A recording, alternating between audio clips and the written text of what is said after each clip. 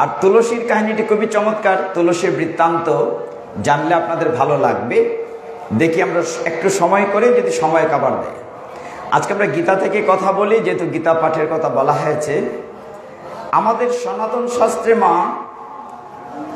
18টি পুরাণ আছে। আপনারা সকলেই জানেন হয়তো। 18টি পুরাণ, 18টি উপপুরাণ, 108টি উপনিষদ। কিন্তু আমাদের দুর্ভাগ্য, আমরা যদি একদম সহজ ভাষায় বলি, আমরা একেবারে মাগনা হিন্দু, কিছুই করা লাগে না। বলে কিছুই করা লাগে না কেমনি? যদি একটা আসরে জিজ্ঞাসা করা হয়, কিংবা পরীক্ষা পাশের সময় যে ছাত্রছাত্রীরা আছে তারা বুঝতে পারবে। পরীক্ষা পাশের সময় আমাদের পরীক্ষায় 2টা প্রশ্ন কমন ছিল। একটা প্রশ্ন ছিল সনাতন ধর্মের মূল ধর্মগ্রন্থের নাম কি? সবাই আমরা মুখস্থ লিখেছি বেদ, লিখি নাই? মূল ধর্মগ্রন্থ বেদ। বেদ কত প্রকার? লিখছি 4 প্রকার: ঋগ্বেদ, সামবেদ, যজুর্বেদ, অথর্ববেদ।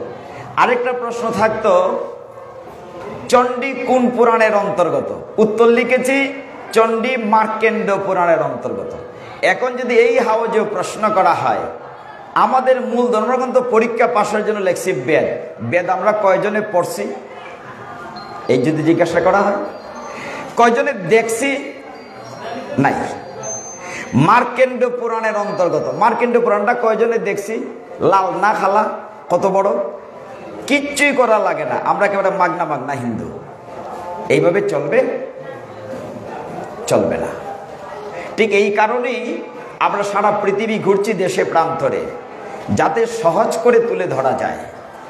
কিন্তু আমাদের এখন সময় কম। প্রত্যেকের, আপনাদের প্রত্যেকেই গৃহকার্য আছে, সংসার আছে, ব্যবসা আছে, বাণিজ্য আছে, গৃহস্থ আছে, সময় কম। এখন যদি সংক্ষেপে জানতে চান, তাহলে সহজ হলো গীতা। গীতার সারমর্ম মতে চলে গেলাম। ভগবান কি বললেন? একমাত্র আমার কাছে শরণাগত হও, অনলি সারেন্ডার টু মি। ভগবান বলছেন মাম একম শরণং ব্রজ, একমাত্র আমার কাছে শরণাগত হও। মনে থাকবে সবার? তাহলে কাকে মানবো? ভগবানকে মানবো, আর তার কাছে আমরা শরণাগত হব। আপনারা দেখছেন জয় গীতা চ্যানেল। তস্मै শ্রী গুরুবে নমঃ। হে কৃষ্ণ করুণা সিন্ধু দীনবন্ধু জগৎপতে, গোপেশ গোপিকা কান্ত রাধাকান্ত নমস্তুতে। তপ্ত কাঞ্চন গৌরাঙ্গী রাধে বৃন্দাবনেশ্বরী, বৃষভানুসুতে দেবী প্রণমামি হরি প্রিয়ে। নমো মহাবদান্নায় কৃষ্ণ প্রেম প্রদায়তে, কৃষ্ণায় কৃষ্ণ চৈতন্য নাম্নে গৌরতীশে নমঃ। নারায়ণ নমস্কৃত্য নরস্নৈব নরোত্তমঃ, দেবীং সরস্বতীং ব্যাসং ততো জয় মুদীরয়েৎ। নমঃ বিষ্ণুপাদায় কৃষ্ণ প্রেষ্ঠায় ভূতলে, শ্রীমতে ভক্তি বেদান্ত স্বামিনীতে নামিনে। নমস্তে সরস্বতী দেবী গৌরবাণী প্রচারিণে, নির্বিশেষ শূন্যবাদে পাশ্চাত্য দেশ তারিণে। বাঞ্ছাকল্পতরুভ্যশ্চ কৃপা সিন্ধুভ্যেব চ, পতিতানাং পাবনেভ্যো বৈষ্ণবেভ্যো নমো নমঃ। জয় শ্রী কৃষ্ণ চৈতন্য প্রভু নিত্যানন্দ, শ্রী অদ্বৈত গদাধর শ্রীবাসাদি গৌর ভক্ত বৃন্দ। হরে কৃষ্ণ কৃষ্ণ কৃষ্ণ হরে হরে, হরে রাম রাম রাম হরে হরে। হরে তৎসৎ। আসলে ভগবান যা করেন মঙ্গলের জন্য করেন, এটি বোধহয় সত্য। তাহলে এই কথাটা দিয়ে শুরু করি। আমরা গতকালকে মহাপ্রভুকে নিয়ে কথা বলেছিলাম। আজকে এখানে আসতে আসতে 2-3টা অনুরোধ মাথায় ঢুকেছে, মানে ভক্তদের আবদার। এখন আজকে আবার অধিবাস, সবটাই মাথায় রাখতে হবে। 2টা আবদার। একজন ভক্ত বলেছেন, এখানে একজন, যে আমরা যে যে তুলসী এত বিখ্যাত বলছেন, তুলসী তুলসী কোথায় লাগে, তুলসী কোত্থেকে এলো, মানে তুলসীর কাহিনী জানতে চেয়েছেন। আরেকজন ভক্ত বলেছেন বৃদ্ধাশ্রম সম্পর্কে জানতে চেয়েছেন। এরকম দুইটা তিনটা আবদার এসছে, আমরা চেষ্টা করব আপনাদের উত্তর দিতে। আর তুলসীর কাহিনীটি খুবই চমৎকার, তুলসীর বৃত্তান্ত জানলে আপনাদের ভালো লাগবে। দেখি আমরা একটু সময় করে, যদি সময় কাবার দেয়। আজকে আমরা গীতা থেকে কথা বলি, যেহেতু গীতা পাঠের কথা বলা হয়েছে। আমাদের সনাতন শাস্ত্রে 18টি পুরাণ আছে, আপনারা সকলেই জানেন হয়তো। 18টি পুরাণ, 18টি উপপুরাণ, 108টি উপনিষদ। কিন্তু আমাদের দুর্ভাগ্য, আমরা যদি একদম সহজ ভাষায় বলি, আমরা একেবারে মাগনা হিন্দু, কিছুই করা লাগে না। বলে কিছুই করা লাগে না কেমনি? যদি একটা আসরে জিজ্ঞাসা করা হয়, কিংবা পরীক্ষা পাশের সময় যে ছাত্রছাত্রীরা আছে তারা বুঝতে পারবে, পরীক্ষা পাশের সময় আমাদের পরীক্ষায় 2টা প্রশ্ন কমন ছিল। একটা প্রশ্ন ছিল সনাতন ধর্মের মূল ধর্মগ্রন্থের নাম কি? সবাই আমরা মুখস্থে লিখেছি বেদ, লিখি নাই? মূল ধর্মগ্রন্থ বেদ। বেদ কত প্রকার লিখছি? 4 প্রকার, ঋগ্বেদ, সামবেদ, যজুর্বেদ, অথর্ববেদ। আরেকটা প্রশ্ন থাকতো চণ্ডী কোন পুরাণের অন্তর্গত? উত্তর লিখেছি চণ্ডী মার্কেন্ড পুরাণের অন্তর্গত। এখন যদি এই হাওজে প্রশ্ন করা হয়, আমাদের মূল ধর্মগ্রন্থ পরীক্ষা পাশের জন্য লিখছি বেদ, বেদ আমরা কয়জনে পড়ছি? এই যদি জিজ্ঞাসা করা হয়, কয়জনে দেখছি? নাই। মার্কেন্ড পুরাণের অন্তর্গত, মার্কেন্ড পুরাণটা কয়জনে দেখছি? লাল না খালা, কত বড়, কিচ্ছুই করা লাগে না, আমরা একেবারে মাগনা হিন্দু। এইভাবে চলবে? চলবে না। ঠিক এই কারণেই আমরা সারা পৃথিবী ঘুরছি দেশে প্রান্তরে, যাতে সহজ করে তুলে ধরা যায়। কিন্তু আমাদের এখন সময় কম, প্রত্যেকের, আপনাদের প্রত্যেকেই গৃহকার্য আছে, সংসার আছে, ব্যবসা আছে, বাণিজ্য আছে, গৃহস্থ আছে, সময় কম। এখন যদি সংক্ষেপে জানতে চান তাহলে সহজ হলো গীতা। কেন? আমি একটু মজা করে বলি, বুঝতে সুবিধা হবে। এক দেশের এক রাজা তার যে পণ্ডিত মন্ত্রী পরিষদ আছে তাদেরকে জিজ্ঞাসা করলেন, আমাদের তো অনেক শাস্ত্র সনাতন ধর্মে, 18টি পুরাণ, 18টি উপপুরাণ, 108টি উপনিষদ, অনেক এতগুলো তো এক জীবনে পড়ে যাওয়া সম্ভব নয়। তুমি একটু শর্টকাট বলো, কি শর্টকাট পড়লে হবে? সংক্ষেপ। গত ইন্টারমিডিয়েট পরীক্ষা শর্ট সিলেবাসে হয়েছে না? শর্ট সিলেবাস, এর আগের বছর তো পরীক্ষায় লাগে নাই, অটো পাস। তো বলছে শর্ট সিলেবাস বলো। তখন আপনাদের মতো পণ্ডিতরা সিদ্ধান্ত দিলেন যে 18খানা পুরাণ পড়া লাগবে না, ব্রহ্মবৈবর্ত পুরাণ, ব্রহ্ম পুরাণ, বিষ্ণু পুরাণ, গরুড় পুরাণ, স্কন্দ পুরাণ, নারদ পুরাণ, এরকম মৎস্য পুরাণ, শিব পুরাণ, লিঙ্গ পুরাণ, 18টা পুরাণ পড়া লাগবে না, আপনি একটা পড়বেন। বলছে একটি মাত্র পুরাণ পড়েন। তো বললেন কোন পুরাণটা পড়ব? বলে একটি পুরাণের নাম হচ্ছে মহাপুরাণ, সেটা যে শ্রীমৎ ভাগবতম, আমরা যেটা ভাগবত বলি, বলছে এটা পড়লেই হবে। রাজা বললেন যে এই এতগুলো পড়ার সময় নেই, এটাতে কি আছে? পণ্ডিতরা উত্তর দিলেন যে ভাগবতে 12টা স্কন্ধ আছে, 18,000 শ্লোক আছে। রাজা তো মাথায় হাত দিলেন, বলে 18,000 শ্লোক আমি পড়তে পারবো না, সর্বনাশ, আর একটু সংক্ষেপ করা যায় না, শর্ট সিলেবাস। তখন পণ্ডিতরা বললেন যে 18,000 শ্লোক পড়া লাগবে না, আপনি উপনিষদ পড়েন। উপনিষদ কয়টা? বলে বেশি না, আমাদের সনাতন ধর্মে 108টা উপনিষদ আছে। কট উপনিষদ, কেন উপনিষদ, তৈত্তর উপনিষদ।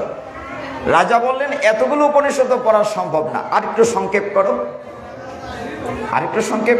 তাইলে শঙ্করাচার্য উত্তর দিলেন 108টি উপনিষদ পড়া লাগবে না, কি করতে হবে? সর্ব উপনিষদ গাবদুগ্ধা, আপনারা পড়েন, গীতার মঙ্গলাচরণে লেখা আছে, সর্ব উপনিষদ গাবদুগ্ধা গোপাল নন্দন পার্থ বৎস সুধীর ভুক্তা দুগ্ধং গীতামৃত মহৎ। মানে সমস্ত উপনিষদকে একটি গাভী রূপে গীতা বানানো হয়েছে। 108টা উপনিষদ পড়া লাগবে না, বেদ বেদান্ত পড়া লাগবে না, শুধু গীতা পড়লেই চলবে। তখন রাজা বললেন, ঠিক আছে, গীতা পড়লে যদি চলে, গীতায় কি আছে? বলেন, গীতাতে তেমন কিছু নাই। গীতা হচ্ছে আমাদের মহাভারতের একটা অংশ। মহাভারতে 18টা পর্ব আছে। 18 পর্বের মধ্যে একটি পর্বের নাম হচ্ছে বিশ্ব পর্ব। সেই বিশ্ব পর্বের 25 থেকে 42 18টা অধ্যায়। এটাতে কয়টা অধ্যায় আছে? 18টা অধ্যায়, 25 থেকে 42। তখন রাজা বললেন, সবটা পড়তে হবে। এটাতে কি আছে? বলে, এটাতে মাত্র 751 শ্লোক আছে। রাজা আবার মাথায় হাত দিলেন, বলে, হায় হায়, এতগুলো পড়া যাবে না, একটু শর্ট করো, আমাদের তো সময় নাই। তখন আপনারা সিদ্ধান্ত দিলেন, তাহলে একটা কাজ করেন, একটা অধ্যায় পড়েন। বলে, কোন অধ্যায়টি পড়বো? বলে, নবম অধ্যায়টি পড়েন। বলে, এটার নাম কি? বলে, নবম অধ্যায়ের নাম হচ্ছে রাজবিদ্যা রাজগুহ্য যুগ। রাজা এবার খুশি হলেন, তাহলে এটা পড়া যেতেই পারে, কারণ আমি হচ্ছি রাজা আর অধ্যায়ের নাম রাজবিদ্যা, আমার সাথে একটা মিল আছে, অতএব এটা পড়া যায়। এটাতে কি আছে? পণ্ডিতরা বললেন, এই নবম অধ্যায়ে রাজবিদ্যাতে এই অধ্যায়ে শ্লোক আছে 34খানা। রাজা বলে, সর্বনাশ, 34খানা শ্লোক পড়তে হবে, এটাও তো অনেক বড়, আরেকটু শর্ট করা যায় না? মানে আরেকটু সংক্ষেপ করা যায় কিনা? তখন পণ্ডিতরা বললেন, তাহলে আমরা সমস্ত মানব জীবন পেয়ে কেন এত কষ্ট করছি? যাতে জন্ম মৃত্যুর চক্র থেকে আমরা মুক্তি পেয়ে আমাদের হারানো বাড়িতে ফিরে যেতে পারি। আমরা সকলেই ভগবানের বাড়িতেই ছিলাম, ভগবত ধামেই ছিলাম, আমাদের কর্মফলের নিচে পড়েছি, বিভিন্ন জুনি ঘুরতে ঘুরতে আবার মানুষ হয়েছে। এই জন্মটা কাজে লাগালে আমরা ভগবানের বাড়িতে, মূল বাড়িতে ফিরে যেতে পারবো, মুক্তি পাওয়া। তখন পণ্ডিতরা বললেন, তাইলে আপনি 18 অধ্যায়টা পড়েন, তাইলে হয়ে যাবে। 18 অধ্যায়ের নাম কি? বলছে মুখ্য যুগ বা মুখ্য যুগ। রাজা জানতে চাইলেন 18 অধ্যায়ে কি আছে। বলেন, 18 অধ্যায়ে তেমন কিছু নাই, মাত্র 78খানা শ্লোক আছে। কয় বেটা, আগেরটাই তো বলা আছে। নবম অধ্যায়ে মাত্র 34খানা শ্লোক, এইটি তো ভালো ছিল, এইটাতে 78খানা শ্লোক। বলে, না না, পুরাটা পড়া লাগবে না, একটা শ্লোক পড়বেন। বলে, একটা শ্লোক পড়বো, কোনটা? বলে, 18 অধ্যায়ের 66 নম্বর শ্লোকটা পড়বেন, 66। বলে, এটাতে কি আছে? তখন পণ্ডিতরা বললেন, এইটাতে আছে মাত্র 4টা লাইন। সর্বধর্মান পরিত্যজ্য মাম একমি শরণং ব্রজ অহং ত্বা সর্ব পাপেভ্য মুক্ষ্যস্যামি মা শুচ। রাজা বললেন, এইটাও তো 4 লাইন, এতগুলো বলার সময় না, আর কি শর্ট করা যায় না? বলেন, আর তো শর্ট করা যাবে না, তবে হ্যাঁ, ওই শ্লোকে, আচ্ছা আপনি ভগবান বিশ্বাস করেন? বলে, কেন বিশ্বাস করি না, আমি পরম ভক্ত। ও, তাহলে ঠিক আছে। কিন্তু দুর্ভাগ্যের কথা আপনাদেরকে আজকে বলি, প্রায়শই বলি কথাটা। এখন একবারে পাঠের আসরে গিয়েছে হাজার হাজার লোক, একজন উচ্চশিক্ষিত ব্যক্তি, সুটেড বুটেড, তিনি পাঠের আসরে বললেন, আপনারা যে গীতা ভাগবত পাঠ নিয়ে তো সময় দেন, আসলে কি ভগবান বলে কিছু আছে? ভগবান কি দেখাতে পারবেন, প্রমাণ করতে পারবেন? কেন দেখানো যাবে না? তবে আপনি দেখতে পারবেন না, কারণ আপনি অতিশয় উচ্চশিক্ষিত হয়ে আপনি নাস্তিক হয়ে পড়েছেন। এটা গীতায় বলা আছে, মায়া অপরিত জ্ঞানাম। তো ভগবানকে আপনি দেখাতে পারবো না, কারণ দেখার মতো আপনার চোখ নাই। আপনি কামনায় অন্ধ, মায়ায় অন্ধ, বাসনায় অন্ধ। কিন্তু ভগবান যে আছেন এটি প্রমাণ করা যাবে। তিনি প্রচন্ড রাগ করলেন, হ্যাঁ, সেটা কিভাবে প্রমাণ হবে? বলে, মাত্র 1 মিনিট 2 মিনিট সময় দেন, প্রমাণ করা যাবে। আচ্ছা, এই আসরে যদি আমি বিনয়ের সাথে জিজ্ঞাসা করি সবাইকে, আমরা কি সকলেই জন্ম তারিখ জানি? আপনার জন্ম তারিখ আপনি জানেন? সবাই বলবেন জানি, কারণ ভোটার কার্ড আছে, এনআইডি আছে, জন্ম নিবন্ধন আছে। সবাইকে জিজ্ঞাসা করলাম, ওই ভদ্রলোকে জিজ্ঞাসা করলাম, আপনার জন্ম তারিখ জানেন? ওই, কেন জানবো না, আমার তো কার্ড আছে, জন্ম তারিখ জানি। আচ্ছা, ঠিক আছে, এবার বলুন, আপনি কি আপনার মৃত্যু তারিখ জানেন? ওইটা আবার কেমনে জানবেন? মৃত্যু তারিখ জানা যায়। আমি বললাম আপনি তো জ্ঞানী মানুষ, পণ্ডিত মানুষ, আমি নয় মুখ্য সূক্ষ্ম, মৃত্যু তারিখ জানবেন না কেন? জানতেই হবে। হ্যাঁ, আপনি অনেক উচ্চশিক্ষায় লেখাপড়া করেছেন, আপনার মৃত্যু তারিখ কত? উনি বলেন না, মৃত্যু তারিখ তো কারো হাতে থাকে না। বলে কেন থাকবে না? থাকতেই হবে। মানুষ যখন রাগ করে তখন সত্য কথা বলে। তিনি বলেন হ্যাঁ, মৃত্যুর তারিখ কারো কাছে থাকে না। বলে কোথায় থাকে? কেউ জানে না। বলে কোথায় থাকে? বলেন মৃত্যু তারিখ উপরওয়ালার কাছে থাকে। হরি বল। তাহলে মৃত্যু তারিখ আপনি বলছেন উপরওয়ালার কাছে থাকে, তার মানে উপরওয়ালা বলে একজন আছে। তাহলে আপনি বিশ্বাস করলেন, প্রমাণ করলেন ভগবান বলে একজন আছেন। এইটা বলার পরে উনি তো লম্বা হয়ে প্রণাম করে বলছেন, প্রভু এরকম করে তো কোনোদিন চিন্তা করি নাই। বলে চিন্তা করেন নাই বলে আপনাদের মতো অতিশয় উচ্চ শিক্ষিতরা নাস্তিক হয়ে যাচ্ছে। ভাগ্যিস সনাতন পরিবারে জন্ম নিয়েছেন, তাই কিছুই করা লাগে না। ওরা তো অন্তত 5 বার ভগবানের কাছে আত্মসমর্পণ করে। ডাক্তার হোক, ডাকাত হোক, মাদ্রাসায় যায়। আমরা কয়জন যাই? কালকে কিন্তু কথাটা বলছিলাম, ভগবানকে কতটুকু সময় দেই। এই রাজাকে তখন বলা হলো আপনি ভগবান বিশ্বাস করেন বলে করি, তাহলে ওই একটা শ্লোক আপনি বলতে পারবেন। বলে একটা বলা যাবে না, আরেকটু শর্ট করো। বলে আরেকটু শর্ট তো করা যাবে না, তবে 4টা শব্দ যদি মনে প্রাণে বিশ্বাস করে উচ্চারণ করেন তাহলে আপনার লাভ হবে। কোন 4টি শব্দ? এই শ্লোকের ভিতরে 4টি শব্দ আছে। ভগবান বলছেন সর্বধর্মান পরিত্যজ্য মাম একম শরণং ব্রজ অহং তোয়া সর্ব পাপেভ্য মুক্ষেস্বামী মা শুচ। অনেক লম্বা 4টি শব্দ হচ্ছে। ভগবান বলছেন মাম একম শরণং ব্রজ, একমাত্র আমার কাছে তুমি শরণাগত হও। ক্লিয়ার? গীতার সারমর্মতে চলে গেলাম। ভগবান কি বললেন? একমাত্র আমার কাছে শরণাগত হও। Only surrender to me. ভগবান বলছেন মাম একম শরণং ব্রজ, একমাত্র আমার কাছে শরণাগত হও। মনে থাকবে সবার? তাহলে কাকে মানবো? ভগবানকে মানবো, আর তার কাছে আমরা শরণাগত হব। এখন যে কথাটা বলে শুরু করতে চাচ্ছিলাম, আপনারা বলছিলেন যে ভগবান যা করেন মঙ্গলের জন্যই করেন, তাহলে এই কথাটা বলি ভাল লাগবে। এই যে এখন আরো মায়েরা আসছেন, আমরা একটু সামনে আসি, জায়গার সামনে চলে আসি। আজকে দেখেন সবচেয়ে ভালো সবাইকে আমি দেখতে পাচ্ছি, আমার মনে খুব আনন্দ হচ্ছে আজকে। আর আসলে তো আমি মানুষটা সাইজে ছোট, সবাইকে যখন কালকে দেখতে পাচ্ছিলাম না, খুব খারাপ লাগছিল। যে এইটাকে আই কন্ট্যাক্ট বলে, যে সবাইকে না দেখলে চোখে চোখে কথা নলে বোঝা যাচ্ছে না আমার কথাটা তারা রিসিভ করছেন কিনা।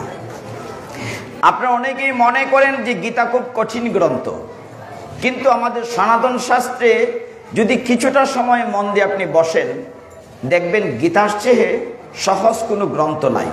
সবচেয়ে সহজ গ্রন্থ গীতা। সনাতন শাস্ত্র বলছে এসএসসি লেভেল গীতা, তারপরে ইন্টারমিডিয়েট বা ডিগ্রি লেভেল হচ্ছে ভাগবত। যেখানে গীতা শেষ সেখান থেকে ভাগবত শুরু, ভাগবত যেখানে শেষ মাস্টার ডিগ্রি চৈতন্য চরিতামৃত। এই হচ্ছে ধাপ। এখন বলবেন যে গীতা এত কঠিন, অনেকেই বলেন যে এত বড় বড় সংস্কৃত শ্লোক দাঁত ভেঙে যায়, 18 অক্ষর 20 অক্ষর। একটু ধৈর্য ধরে শুনেন, দেখবেন সোজা। শুনতে কেন বলা হচ্ছে? কারণ গীতায় ভগবান তার প্রিয় ভক্ত অর্জুনকে বারবার বলেছেন শৃণু তৎশৃণু, শুনো তা শুনো। দেখবেন গীতা কোলে বারবার লেখা আছে। ভগবান অর্জুনকে বলছেন শুনো। ফার্স্ট কথা হচ্ছে টু লিসেন, নট হেয়ার। শোনা মানে মন দিয়ে শোনা, টু লিসেন। যদি আপনাদের মতো ভক্তদেরকে দেখে আমার খুব ভালো লাগছে, সকলের চরণে আবার প্রণতি নিবেদন করছি। সত্যি কথা বলতে কি, জীবনের অনেক সময় আমরা নষ্ট করি। এই কিছুটা সময় গোবিন্দের কথা যদি শ্রবণ করেন, জীবন সার্থক হবে। গীতাতে 18টা অধ্যায়ের মধ্যে যদি আপনি 3টা ভাগ করেন তাও কঠিন হবে, কিন্তু সহজে বোঝার নিয়ম হচ্ছে আমরা সকলেই এখন গীতাটা কোথায় দেয়া হয়েছে আপনি জানেন?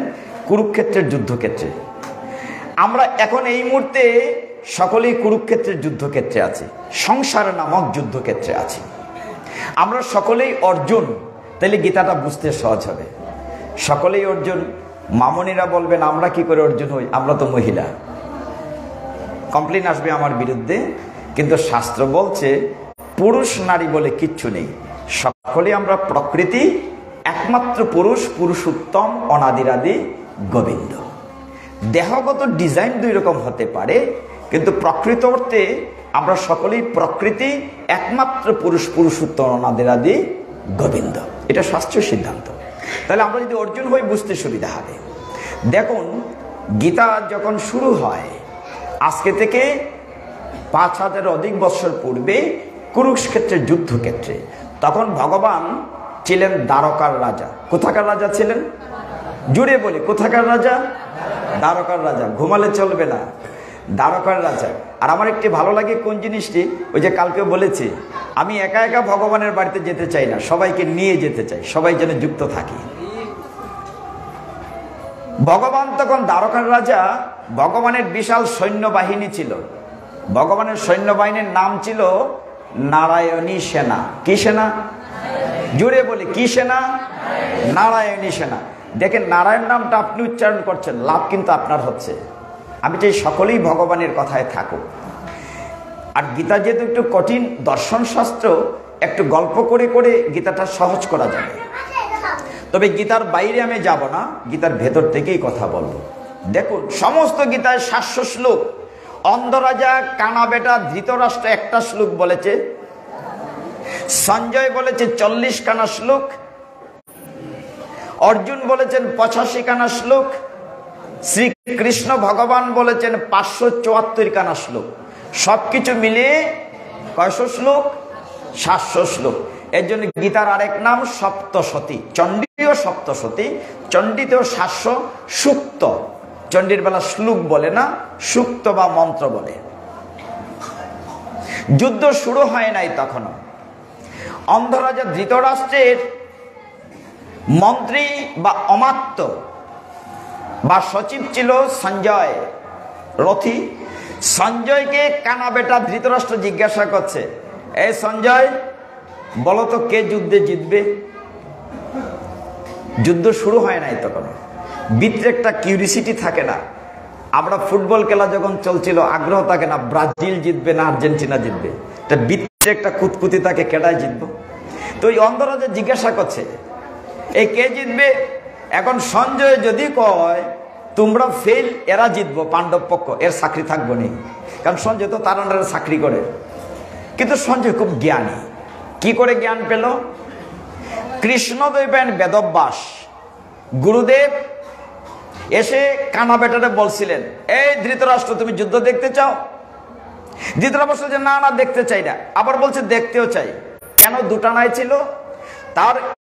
সবসময় ইচ্ছে ছিল, সে তো পুত্র স্নেহে অন্ধ ধৃতরাষ্ট্র, সে ছিল তার ছেলেরাই জয়লাভ করুক। আবার ভয় ছিল, যে জায়গাটিতে যুদ্ধ হচ্ছে জায়গাটি হচ্ছে পবিত্র ধর্মস্থান, ধর্মক্ষেত্র কুরুক্ষেত্র। আর ভয় ছিল ওই পক্ষে বাসুদেব আছেন, যদি আমার ছেলেরা হেরে যায় তাহলে বাবা হয়ে কি করে দেখব?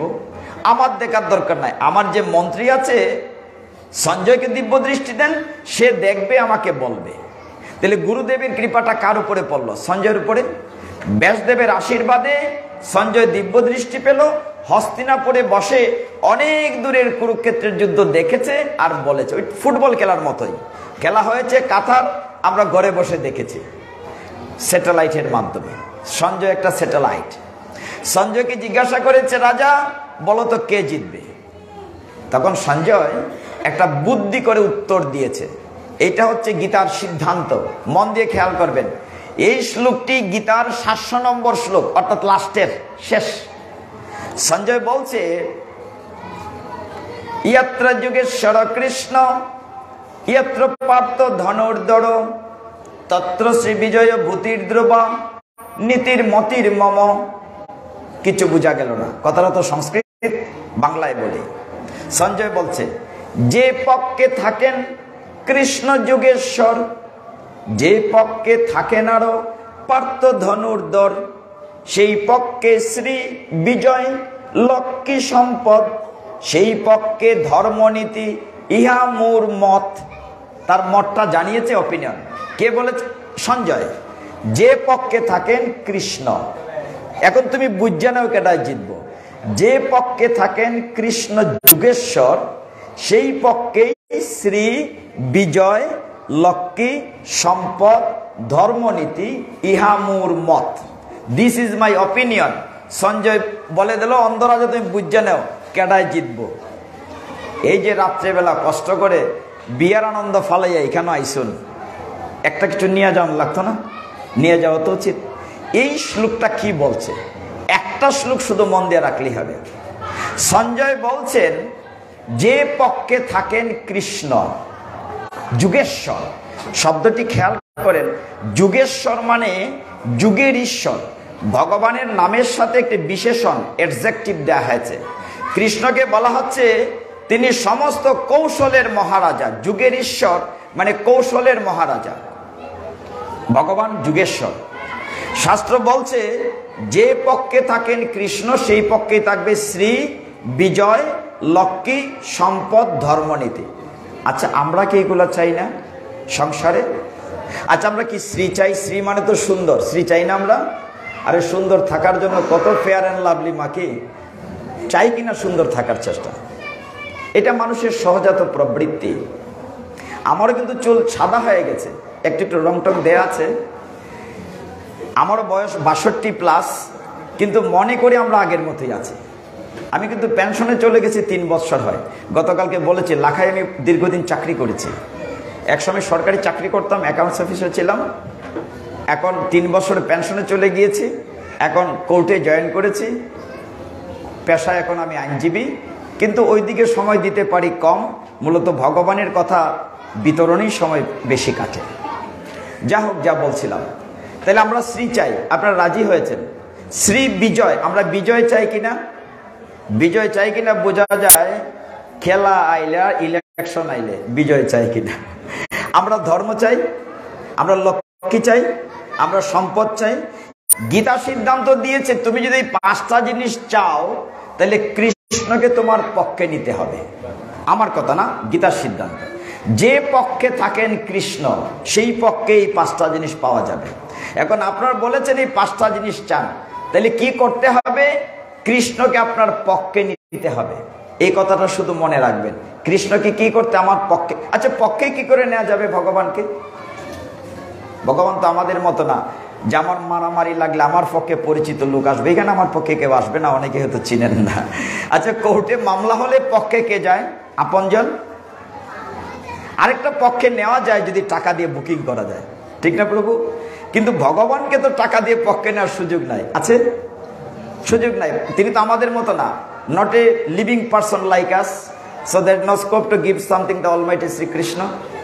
সেই ক্ষেত্রে গীতা বলছে তুমি যদি শ্রী চাও, বিজয় চাও, লক্ষ্মী চাও, সম্পদ চাও, তাহলে কৃষ্ণকে তোমার পক্ষে নিতে হবে। শুধু এই কথাটা মনে রাখবেন। আমরা কি করে আজকে কৃষ্ণকে পক্ষে নেব সেইটা বুঝে তারপর উঠবো। ঠিক আছে মাতাজি? আচ্ছা, তাহলে এই শ্লোকটাতে বলা হচ্ছে কৃষ্ণ যুগেশ্বর। যুগেশ্বর শব্দটার একটু ব্যাখ্যা দেই, তারপর অন্য শ্লোকে যাব। যুগেশ্বর মানে যুগের ঈশ্বর। কৃষ্ণকে বলা হচ্ছে তিনি সমস্ত কৌশলের মহারাজা। এই মহাসংকীর্তন মন্দিরে বলেছিলাম, কারা কারা গিয়েছিলেন সেখানে? ওই মন্দিরে একজন, মাত্র একজন, 2 জন, 3 জন, 4 জন, না অনেকেই গিয়েছিল এই মাথা জেগে। তাইলে শুনেন, বেশিরভাগ যান নাই। কৃষ্ণ তখন কোথাকার রাজা মনে আছে? দ্বারকার রাজা। তার সৈন্যবাহিনীর নাম কি?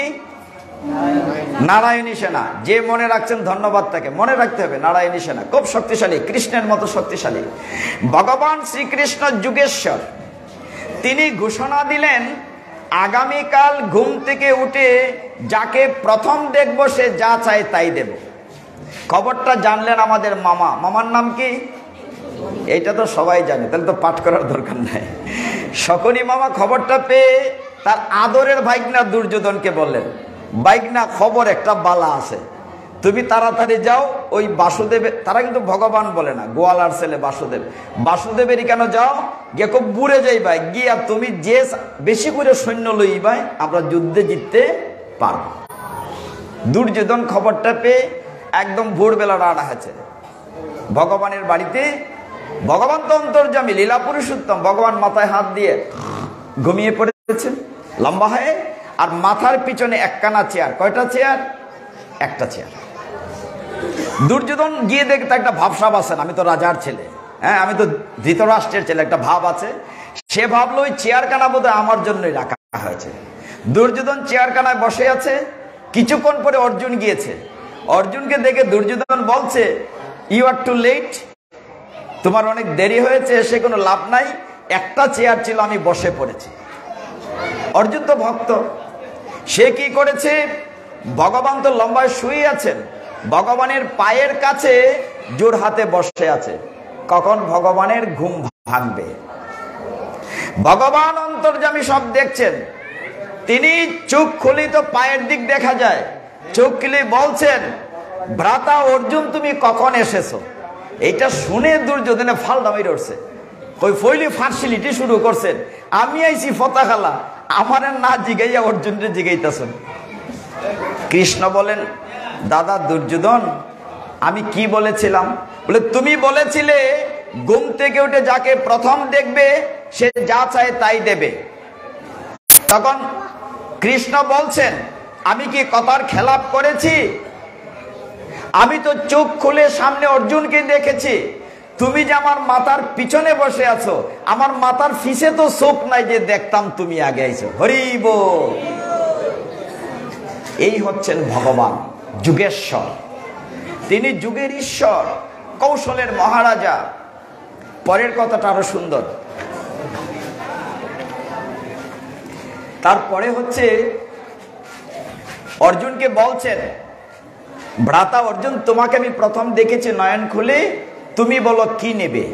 দুটো বিষয়, হয় আমি আর নয় নারায়ণী সেনা, দুইটা পাবেন, একটা নিতে হবে। দুর্যোধনের কি টেনশন গো মা, এ হাঁটতেছে ফায়সারি করতেছে, কি জানি না অর্জুনের সৈন্য ছাইয়া লইয়া বয়, তাইলে আমি যে ভোরবেলা আইছি আমার বেকার। খুব টেনশন করতেছে দুর্যোধন। এই বাবুরা কথা না বলি। তখন অর্জুন বলছে, আমার আপনি একটু সামনে আসেন, মাতাজির আসতে জায়গা হচ্ছে না, একটু সামনে আসেন। হরি বল, একটু সামনে চেপে বসি। তখন অর্জুন বলছে, আমার সৈন্যর দরকার নাই, হে জনার্দন তুমি চলো আমার সাথে। কৃষ্ণ পরীক্ষা করলেন, আরে বুঝা গো বেটা, আমার নিয়ে তো লাভ হইতো না, আমি তো বেকার, এই যুদ্ধে আমি অস্ত্রই ধরবো না। দুর্যোধনে কইতেছে, আরে যেটা চাইছি এটা বিদায় করো চাই, মানে এরা যদি কৃষ্ণদেব বিদায় করে তো সৈন্য এ পাইব, এর বিদ্যে তো টেনশনই দেয়া। অর্জুন বলছে, হে জনার্দন, আমার সৈন্যের দরকার নাই, তুমি চলো আমার সাথে। অর্জুন পেল কৃষ্ণ আর দুর্যোধন পেল নারায়ণী সেনা। খুব আনন্দে নাচতে নাচতে বাড়িতে গেল। শকুনি কয়, বাইক না খিতা বেটা তো খুশি কেনে? কয়, মামা খাম এক কান খৈরা লাইছি। বলে গীতা, আমি তো সব সৈন্য লই আইছি, তুমি সব সৈন্য আনছো। অর্জুনে কি পেল? আর কন্যা যে এর মতো একটা ব্যাকল নাই, সুযোগ পাইয়া কোনো খামো লাগাইতে পারছে না। তো সে কি নিল?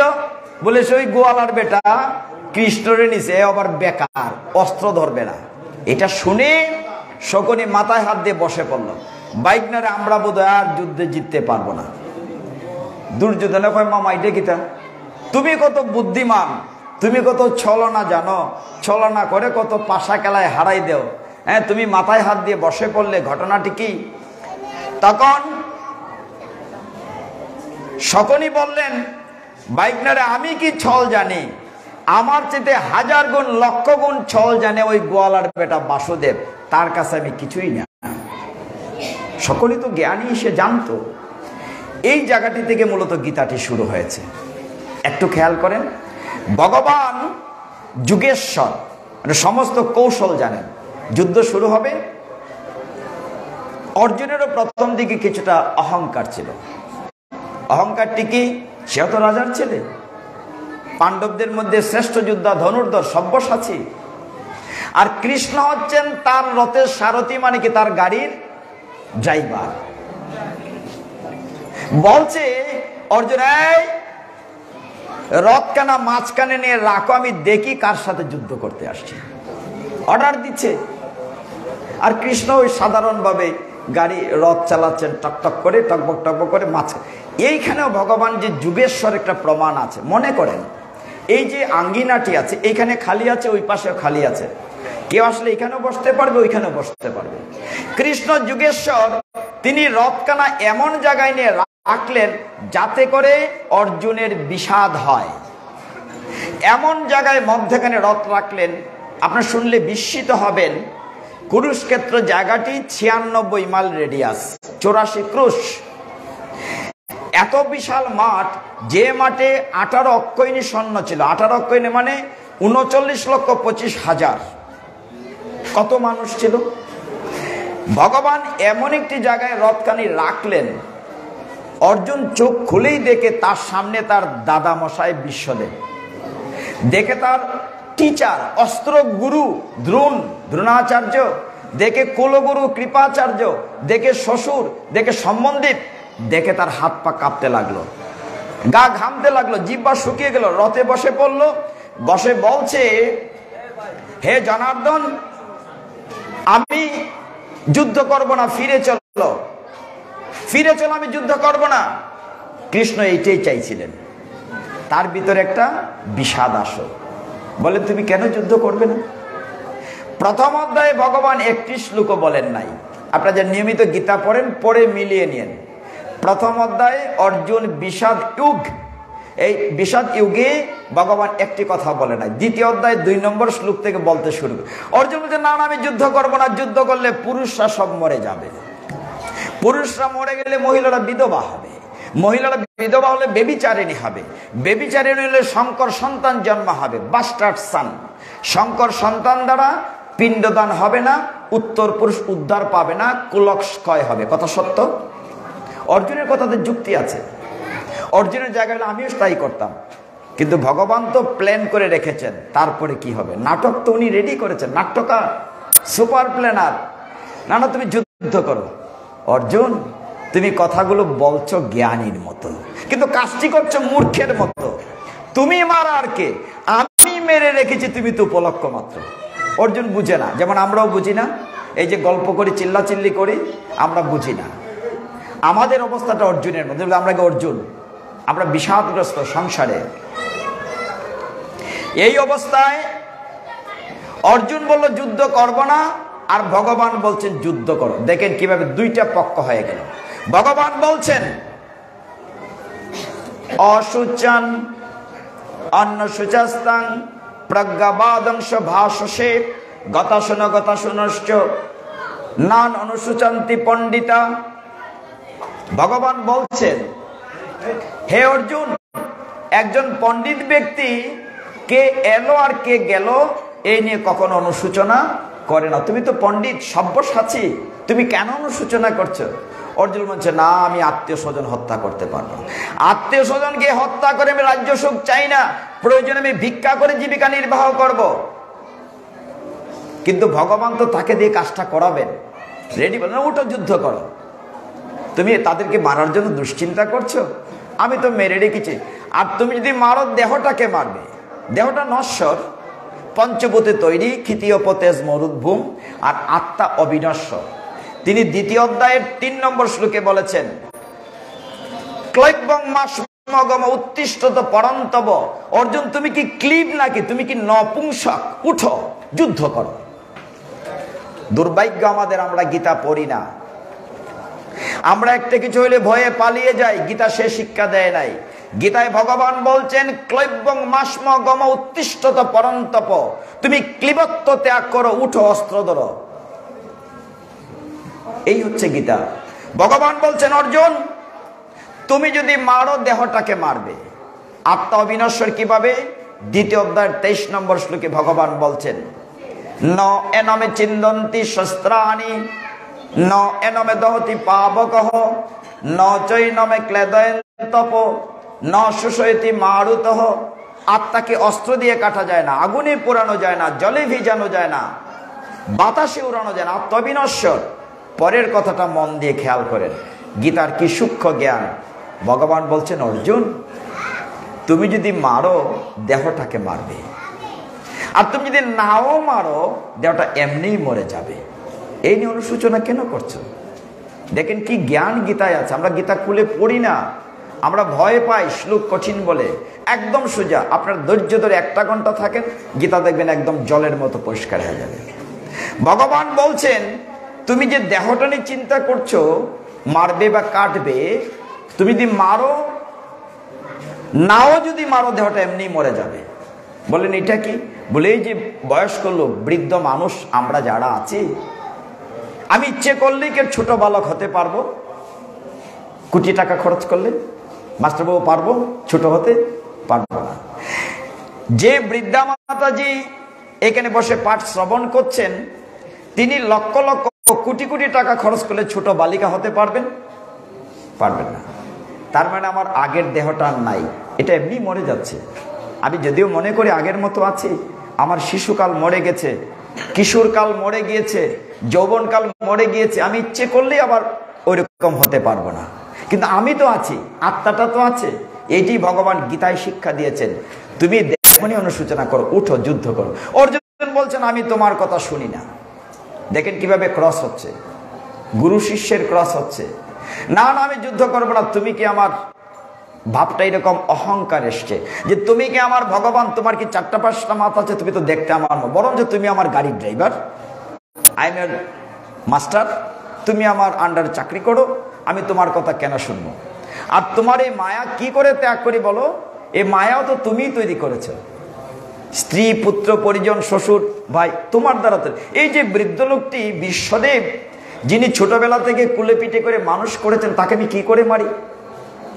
এই যে আমার অস্ত্রগুরু দ্রোণাচার্য, তাকে কি করে মারি? আমার শ্বশুরকে কি করে মারি? ভগবান বলেন অর্জুন একটু মন দিয়ে শোনো। হ্যাঁ, মায়া আমি তৈরি করেছি। ভগবান বলেছেন 7ম অধ্যায়ের 14 নম্বর শ্লোকে, দৈবী হেষা গুণময়ী মম মায়া দূরত্বয়া। আমার মায়া দৈবী, অতিক্রম করা কঠিন। অর্জুন বলে তুমি তো বলেছো তোমার মায়া কাটানো কঠিন, দিলাম কেমনে কাটাই? দেখেন কিরকম ক্রস হচ্ছে। বলছে তুমি গীতায় বলেছো 7ম অধ্যায়ে জ্ঞান বিজ্ঞান যুগের 14 নম্বর শ্লোকে, মম মায়া দূরত্বয়া, আমার মায়া কাটানো কঠিন। ভগবান বলেন অর্জুন শ্লোকের তুমি উপরের লাইনটা পড়েছো, নিচের লাইনটা পড়ো। দুটো লাইন, 2 রকম শ্লোক আছে গীতায়। যারা নিয়মিত গীতা পড়েন, একটি 32 অক্ষর আর এক ধরনের শ্লোক আছে 44 অক্ষর। 32 অক্ষর শ্লোককে বলা হয় অনুষ্টুপ ছন্দ, আর 44 শ্লোককে বলা হয় ত্রিষ্টুপ ছন্দ। অনুষ্টুপ ছন্দে প্রতি 8 অক্ষর পর পর থামতে হয়, আর ত্রিষ্টুপ ছন্দে প্রতি 11 অক্ষর পর পর থামতে হয়। যেমন মনে করেন প্রথম শ্লোকটি অন্ধরাজা বলেছিল, ধর্মক্ষেত্রে কুরুক্ষেত্রে থামলাম, সমবেত যুৎসবঃ মামকা পাণ্ডবশ্চৈব কিম কুর্বত সঞ্জয়। এটা অনুষ্টুপ ছন্দ। তো ভগবান বলছেন এইখানে এসে যে তুমি শ্লোকের উপরের লাইনটাতে বলেছি আমার মায়া অতিক্রম করা কঠিন, পরের লাইনটা বলো। প্রথম লাইনে ভগবান বলেছেন মম মায়া দূরত্বয়া, পরের লাইনে ভগবান বলছেন মাম এ বোঝে প্রপদ্যন্তে। প্রপদ্যন্তে মানে সারেন্ডার, আত্মসমর্পণ। ভগবান বলছেন মাম এ বোঝে প্রপদ্যন্তে মায়া মে তাম তরন্তিতে। আমার কাছে যে আত্মসমর্পণ করে আমি তার মায়ার বাঁধন কেটে দেই। সমাধান আছে কিনা? এক শ্লোকে সমাধান আছে। প্রথম লাইনে বলছেন আমার মায়া কাটানো কঠিন, পরের লাইনেই বলছেন যে আমার কাছে আত্মসমর্পণ করে আমি তার মায়ার বাঁধন কেটে দিই। তাহলে আমাদের কি করতে হবে? ভগবানের কাছে আত্মসমর্পণ। গীতা তো এই শিক্ষা দিচ্ছে। তো এইভাবে তাকে বুঝাতে চাইলেন। 8ম অধ্যায়ে গেলেন অক্ষর ব্রহ্ম যুগে, বললেন না না কিচ্ছু করা লাগবে না। 5 নম্বর শ্লোকে বললেন অন্তকালে চ মামে স্মরণ মুক্তা কালে বরম। বলছেন যে মৃত্যুর পূর্বে আমার নাম নেবে সে আমার বাড়িতে চলে আসবে। তাহলে আপনারা বলবেন সারা জীবন কষ্ট করার দরকার কি? মৃত্যুর পূর্বে ভগবানের নাম নিলেই তো। গীতায় ভগবান বলছেন কিন্তু 8ম অধ্যায়ের নাম কি বলেছি? অক্ষর ব্রহ্মযুগ। এই অধ্যায়ের 5 নম্বর শ্লোকে ভগবান বলছেন যে মৃত্যুর পূর্বে আমার নাম নেই আমার বাড়িতে চলে আসে। কিন্তু মৃত্যুর পূর্বে যে ভগবানের নাম আমার মুখ দিয়ে আসবে তার কোনো নিশ্চয়তা আছে? যদি সারা জীবন অভ্যাস না থাকে। মনে করুন যে লোকটি বাইরে ছানাচুর বিক্রি করছে আসার সময় দেখলাম, সে কিন্তু ঘুমের মধ্যেও বলে ঘটি গরম ঘটি গরম বলে না। আর যে ঢাকার বাসের কন্ট্রাক্টারি করে সে বালিশের মধ্যে থাবা দিয়ে করে ঢাকা ঢাকা ঢাকা। কারণ যে সারাদিন এটা করে প্র্যাকটিস এটি এসছে। কিন্তু দুর্ভাগ্য হচ্ছে আমরা যদি প্র্যাকটিস না করি, ভগবানের নাম জপতলিতে না নেই, তাহলে তো মৃত্যুর পূর্বে নাম নাও আসতে পারে। নবম অধ্যায়কে ভগবান বলছেন আরো সহজ করে। নবম অধ্যায়ের নাম কি বলেছিলাম মনে আছে আগে? রাজবিদ্যা রাজগুহ্যযোগ। ভগবান বলছেন অর্জুন যখন জানতে চেয়েছিল যে কেমন করে জীবন যাপন করলে তোমার হয়ে যাব, অর্জুন যে প্রশ্নগুলো করছে বা জানতে চাইছে তার নিজের জন্য নয়, আমাদের জন্য, জগৎবাসীর জন্য। ভগবান বলছেন নবম অধ্যায় রাজবিদ্যা রাজগুহ্য যুগের 22 নম্বর শ্লোকে, অনন্য চিন্তয়ান্ত মাম যে জন পর্যায় উপাসতে তেষামে নিত্য অভিযুক্ত নাম যোগক্ষেমং বহামি হম। যে অনন্য চিত্তে আমার কথা ভাবে, অনন্য চিন্তয়ান্ত মাম, মাম মানে আমাকে, যে জন পর্যায় উপাসতে, যে আমার উপাসনা করে, আমি তো আমার যুগ এবং ক্ষেম দুটি বহন করি। অর্থ কি? ভগবান বলছেন তোমার যা বিষয় সম্পত্তি আছে, সম্মান একটা সম্পত্তি, বলছেন আমি তোমার সমস্ত সম্পত্তি পাহারা দেই। আর যা তোমার নাই অথচ তুমি চাও আমি নিজে কাঁধে করে এনে দিয়ে যাই। কত বড় কথা! গীতাটা খুলে দেখেন না। ভগবান বলছেন অনন্য চিন্তয়ান্ত মাম যে জন পর্যুপাসতে তেষাম নিত্য অভিযুক্ত নাম যোগক্ষেমং বহামি অহম। আমি ভক্তের বোঝা বহন করি। এই নিয়ে কাহিনী আছে অর্জুন মিশ্রের, আজকে কাহিনীতে যাব না, যেহেতু আমরা আরেকটু দুইটা প্রশ্ন উত্তর দিতে হবে। দেখেন ভক্তরা, ওই যে বলছিলেন আগে ভগবান যা করেন মঙ্গলের জন্যই বলেন বা করেন, এই জায়গাটা একটু বলি। এই ক্ষেত্রে অনন্য চিত্তে বলছেন ভগবান যে এক দেশে, হরি বল, এক দেশে একজন রাজা ছিলেন, এমনি ভক্ত ভগবানের, কিন্তু তার মন্ত্রী তার সাথে বেশি ভক্ত ছিল। মন্ত্রী বেশি ভক্ত ছিল, প্রতিদিন রাধা গোবিন্দের সেবা পূজা করতেন, আর সবসময় এই কথাটাই বলতেন ভগবান যা করেন মঙ্গলের জন্য, ভগবান যা করেন মঙ্গলের। আমরা তো বুঝি না, এখন আপনারা বুঝবেন গল্পটা শুনলে। একবার রাজার একটি মাত্র ছেলে মারা গেল, মন্ত্রী বললেন ভগবান যা করেন মঙ্গলের জন্য করেন। আরে বেটা, এটা কেমন কথা? আমার ছেলে মরে গেছে আর তুমি কিনা বলছো মঙ্গলের জন্য। খুব রাগ করলেন। কিছুদিন পরে যুদ্ধ থেকে জিতে আসলেন, বললেন মঙ্গলের জন্য। এই যে ঠিক আছে। কিছুদিন পরে রাজা শিকারে গেলেন, তার আঙ্গুল কেটে গেল। মন্ত্রী বলছেন হে রাজন, ভগবান যা করেন মঙ্গলের জন্যই করেন। এই ছোট্ট মামনিরা, আমরা দুষ্টুমি করব না, তোমরা না কত লক্ষ্মী। তাহলে তোমাদের একটা গল্প বলবো, একটু পরে এটা শেষ করি, তাহলে তোমাদেরকে শোনাবো। ছোট্টবেলা ভগবানের একটা গল্প শোনাবো, ঠিক আছে? দুষ্টুমি করবে না। তখন মন্ত্রী বলছেন ভগবান যা করেন, বেটার আঙ্গুল খাইতে গেছে, ভগবান যা মঙ্গল। এইটা শুনে রাজা খুব রাগ করলেন। বেটা তোর সব কথায় কথায় খালি ভগবান মঙ্গলের জন্য। রাজায় মন্ত্রীর জেলখানায় ঢুকাই দিলেন, যা বেটা তুই জেলে ফুচ্ছা মর, খালি খস মঙ্গলের জন্য করে। কিছুদিন পরে মন্ত্রী তো জেলখানায় আছে। রাজা একবার শিকারে গেলেন, মৃগয়ায়, হরিণ শিকারে। সব সময় রাজা কিন্তু মন্ত্রীকে সাথে নিয়ে যান। এখন মন্ত্রী তো জেলখানায়, রাজা একা গেলেন। যেতে যেতে অনেক বনের গভীরে চলে গেলেন।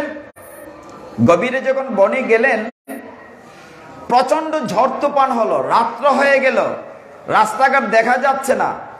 ভুল পথে আরো গভীরে চলে গেলেন রাজা, কিছু দেখা যায় না, অন্ধকার। রাস্তাঘাট হারিয়ে ফেললেন। এমন সময় শুনলেন হারে রে রে রে রে রে রে এরকম আওয়াজ হচ্ছে, মানে ডাকাত, একদল ডাকাত আসছে। এসে ওই রাজাকে তুলে ধরে নিয়ে গেছে। বাহ, সুন্দর একটা মানুষ পেয়েছি, নাদুস রাজা তো, স্বাস্থ্য ভালো, বলে ওকে নিয়ে যাই। কেন?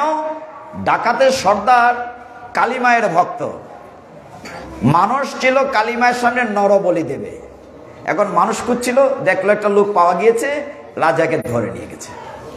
নিয়ে তাকে স্নান টান করিয়ে লাল কাপড় পরিয়েছে। গেদে গুহার ভিতরে ডাকাতের সর্দাররা তপস্যায় বসছে। ওইখানেও তো পুরোহিত আছে।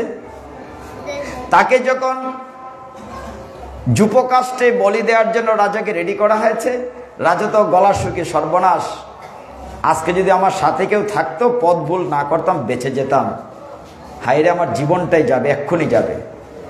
যেই যুবকাষ্টে দেবে, তখন ওদের জল্লাদ খড়গ নিয়ে এসছে, রাজাকে মেরে ফেলবে কালীমায়ের সামনে।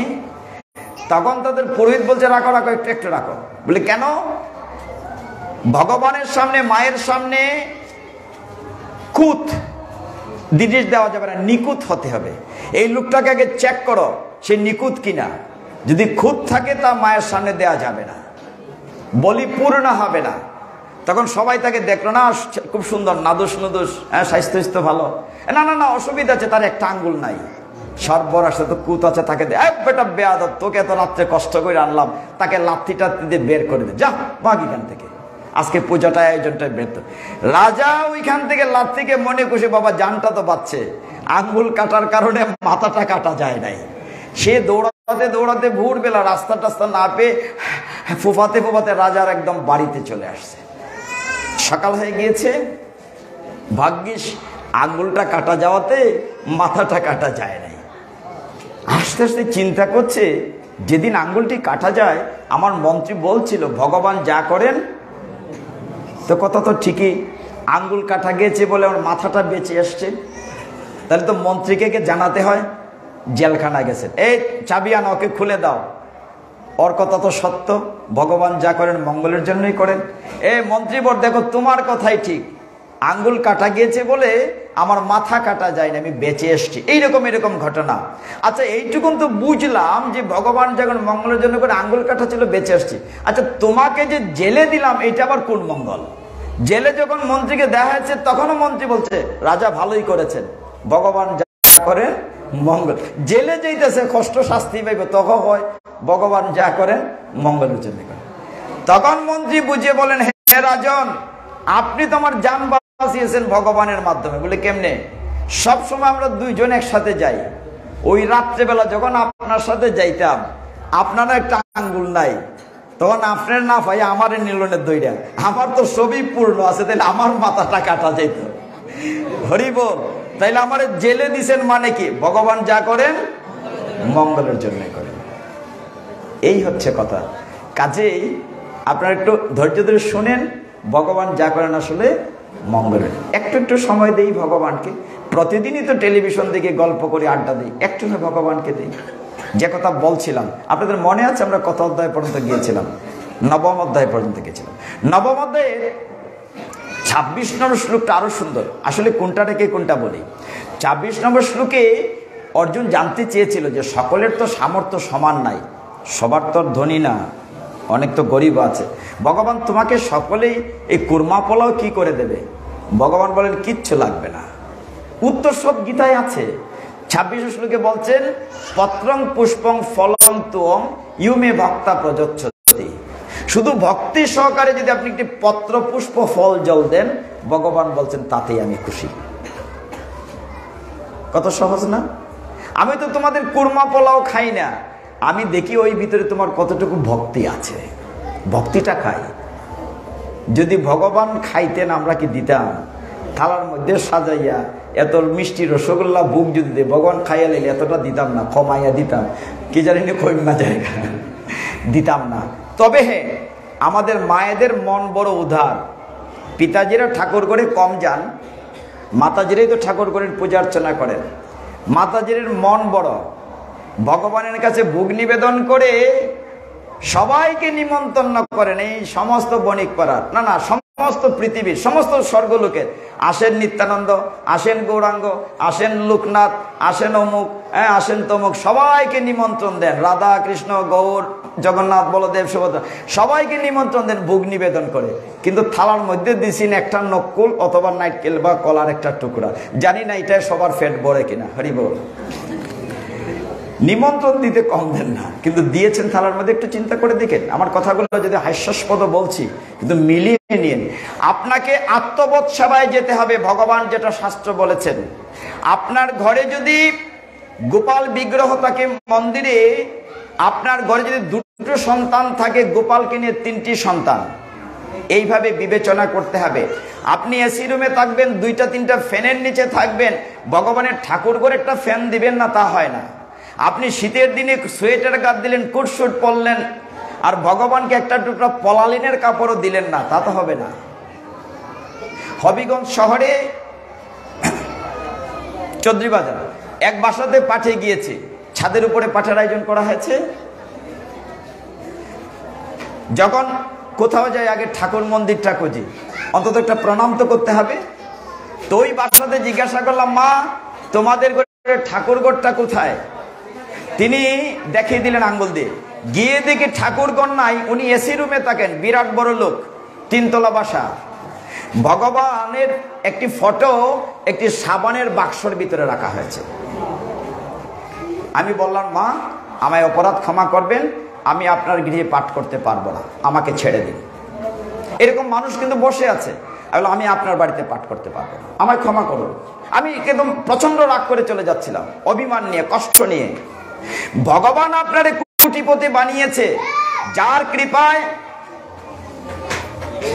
কৃপায় আপনি এত বড় লোক হয়েছেন, যার বদান্যতায় তাকে কিনা একটা সাবানের বাক্সর ভিতরে রেখেছেন, আপনার বাড়িতে পাঠ করতে পারবো না। ওই বাড়ির মাতাজি এরকম ধরে ফেললেন। আশ্চর্য, এত দুষ্টুমি আওয়াজ করছে কেন? আমরা মন্দির কমিটির যারা ভলেন্টিয়ার্স আছে, বিনয়ের সাথে অনুরোধ করবো, শব্দ যেন আমাদের ছেদ না ঘটায়। হরিবল। মাতাজি পারেন তো চরণ ধরেন যে বাবা গৃহস্থের অকল্যাণ হবে, এত বড় আয়োজন করেছি, আপনি যদি চলে যান আমাদের কষ্ট হবে। আল্লাহ দেখুন, আপনারা আছেন এসি রুমে, ভগবানকে রেখেছেন সাবানের বাক্সে, এখানে বলেন তো কি করে পাঠ করি? মাতাজি কাঁদলেন, কেঁদে বলেন কি করতে হবে? আমাকে কথা দেন, 1 মাস পরে আপনার বাড়িতে আবার পাঠ করতে আসব, কোনো প্রণামী লাগবে না, আমি আরেকবার আসব, তবে এর ভিতরে ঠাকুর ঘর বানাতে হবে। উনি আমাকে কথা দিলেন। পরে 1 মাস পর আবার গিয়েছি, ঠিকই চমৎকার একটি ঠাকুরের মন্দির করেছেন। আমাদের এইভাবে একটু ভাবতে হবে, যার কৃপায় দুর্লভ মনুষ্য জন্ম পেয়েছে। দেখুন নবম অধ্যায়ের 26 নম্বর বলেছে না, 27 নম্বর শ্লোকটি এত সুন্দর। আসলে কোনটা কি কোনটা বলে দেখেন, আমরা যে দেশে থাকি, গণপ্রজাতন্ত্রী বাংলাদেশ, দেশের কিছু প্রচলিত আইন আছে, যারা চাকরি করি চাকরির কিছু আইন আছে। আইন যদি না মানি আমাকে পুলিশ ধরে নিয়ে যাবে, শাস্তি দেবে কিনা? সংবিধান লঙ্ঘন করলে, চুরি ডাকাতি করলে। ভগবানের একটা আইন গ্রন্থ আছে, তার নাম কি? গীতা। আমি যদি সেটা না মানিতে আমার শাস্তি হওয়া উচিত কিনা? ভগবান নবম অধ্যায়ের 27 নম্বর শ্লোকে বলেছেন, ইয়াত করো সিও তস্নাসি, তুমি যা করো, যা হুম করো, যজ্ঞ করো, যা খাও, অস্নাসি মানে খাও, মদ অর্পণম, আমাকে অর্পণ করে খাবে। আমরা মানি কিনা সবাই এটি? ভগবান বিশ্ব ব্রহ্মাণ্ডের মালিক, তার জিনিস তাকে নিবেদন না করে আমি যখন খাই, তাহলে চুরি করে খেলাম। ভগবান গীতায় বলেছেন ইয়াত করো সিও তস্নাসি।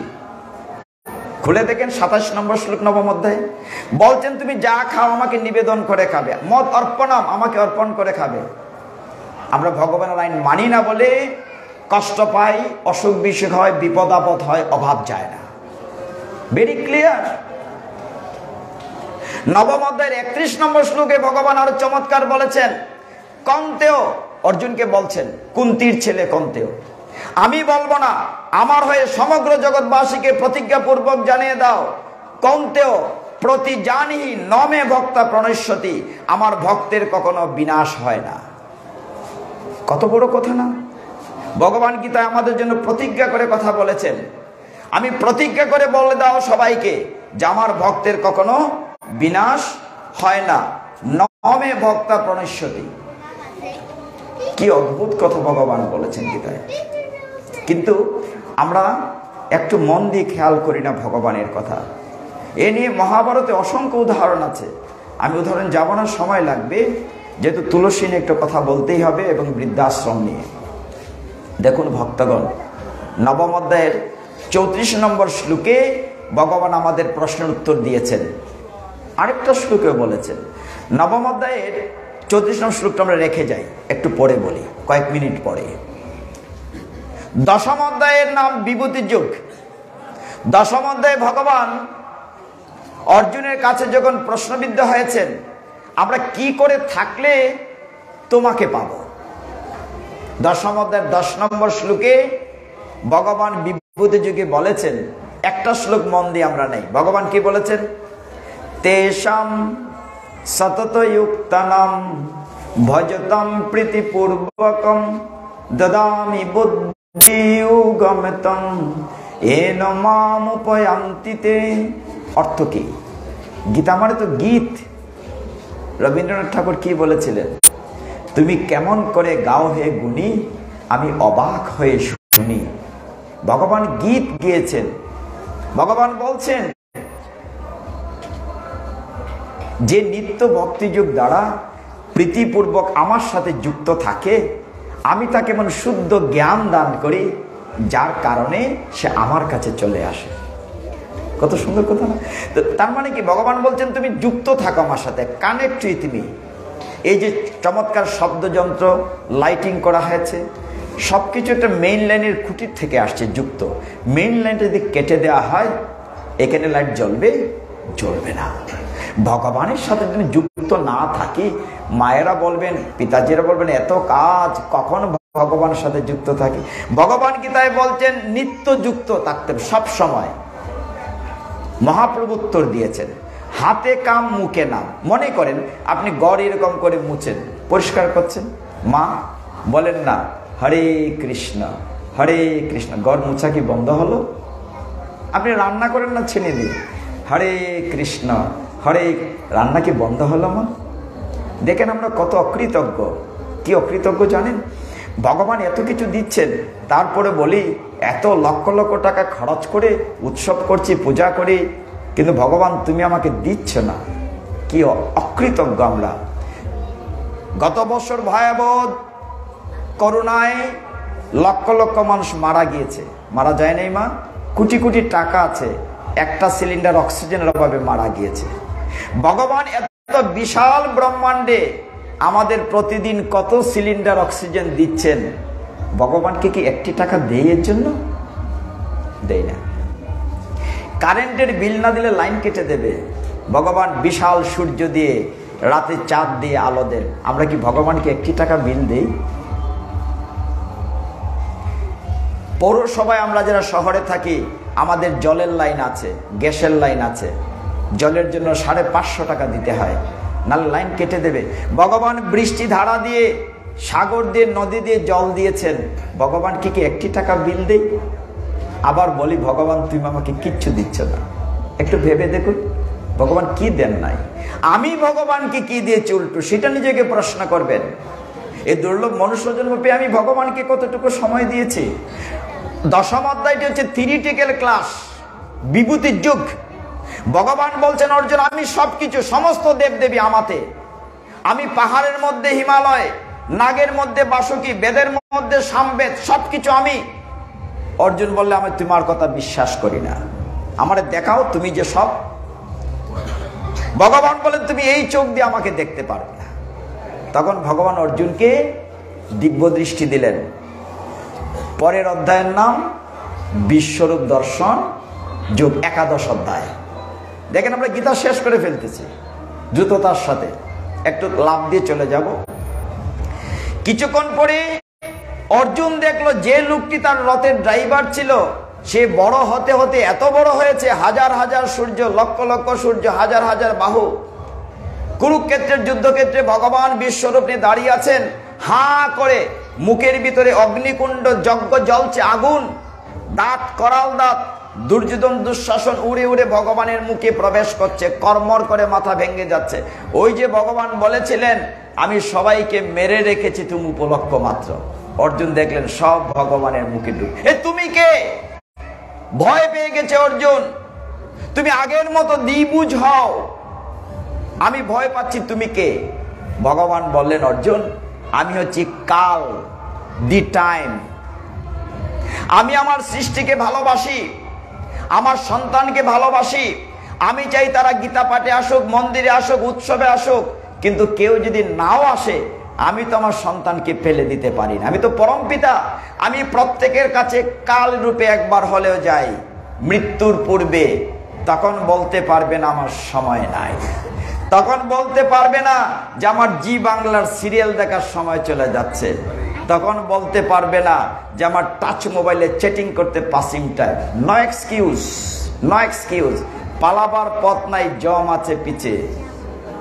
প্রত্যেকটা মানুষের জীবন ৭০ রাত থেকে রেকর্ড করা হচ্ছে। চিত্রগুপ্ত সিসি ক্যামেরা লাগানো আছে এখানে।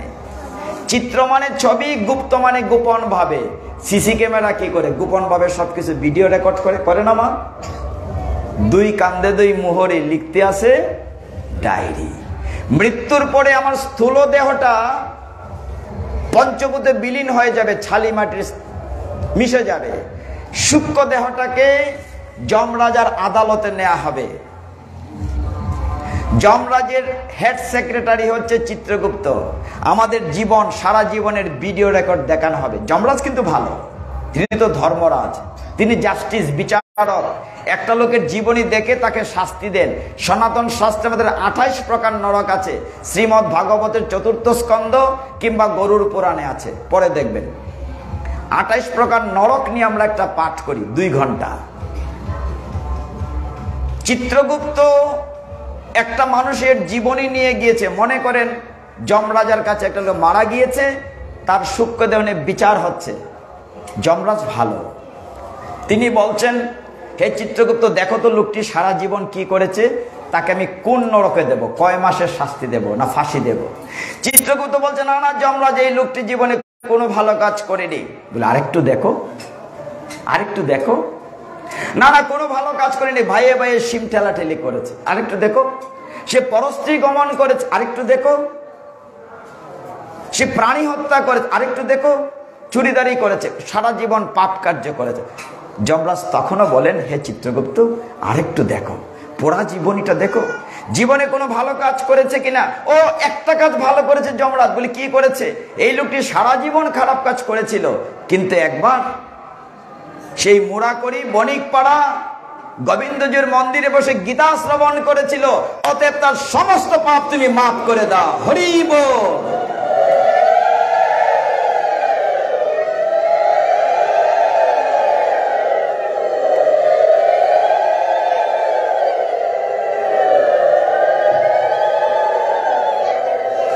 হতেও তো পারে।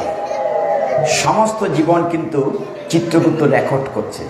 একটু পুণ্যের ফলে, হে পিতাজি মাতাজিগণ, এখানে যে আমরা বসেছি, এর ভিতরে এমন অনেক শুদ্ধ ভক্ত আছে আমরা চিনি না, তার দেহ স্পর্শে আমার পাপ বিদূরিত হতে পারে। এখানে এমন অনেক ভক্ত মাতাজি আছেন যারা তীর্থস্থান ঘুরে এসছেন, তাদের অঙ্গ স্পর্শে হয়তো আমরা শুদ্ধ হতে পারি। এই জন্য ভক্ত সঙ্গকে খুব গুরুত্ব দেওয়া আছে। শাস্ত্র কি বলে? সাধুসঙ্গ সাধুসঙ্গ সর্বশাস্ত্রে কয়, লবমাত্র সাধুসঙ্গ সর্বসিদ্ধি হয়। অর্জুন ভয় পেয়েছে। ভয় পেয়ে কি বলেছে? তুমি আগের মতো হও, এইবার কৃপা করে তুমি আমার গুরু হও, আমাকে তোমার শিষ্য বানাও। করিষ্যে বচনাং তব, এখন তুমি যা করতে বলবে তাই করব। ডরাইয়া জায়গা তাইছেনি, ফইলা হয় আমি যুদ্ধ করতাম না। আর এখন ভয় পেয়ে বলছে, এখন তুমি যা করতে বলবে আমি তাই করব।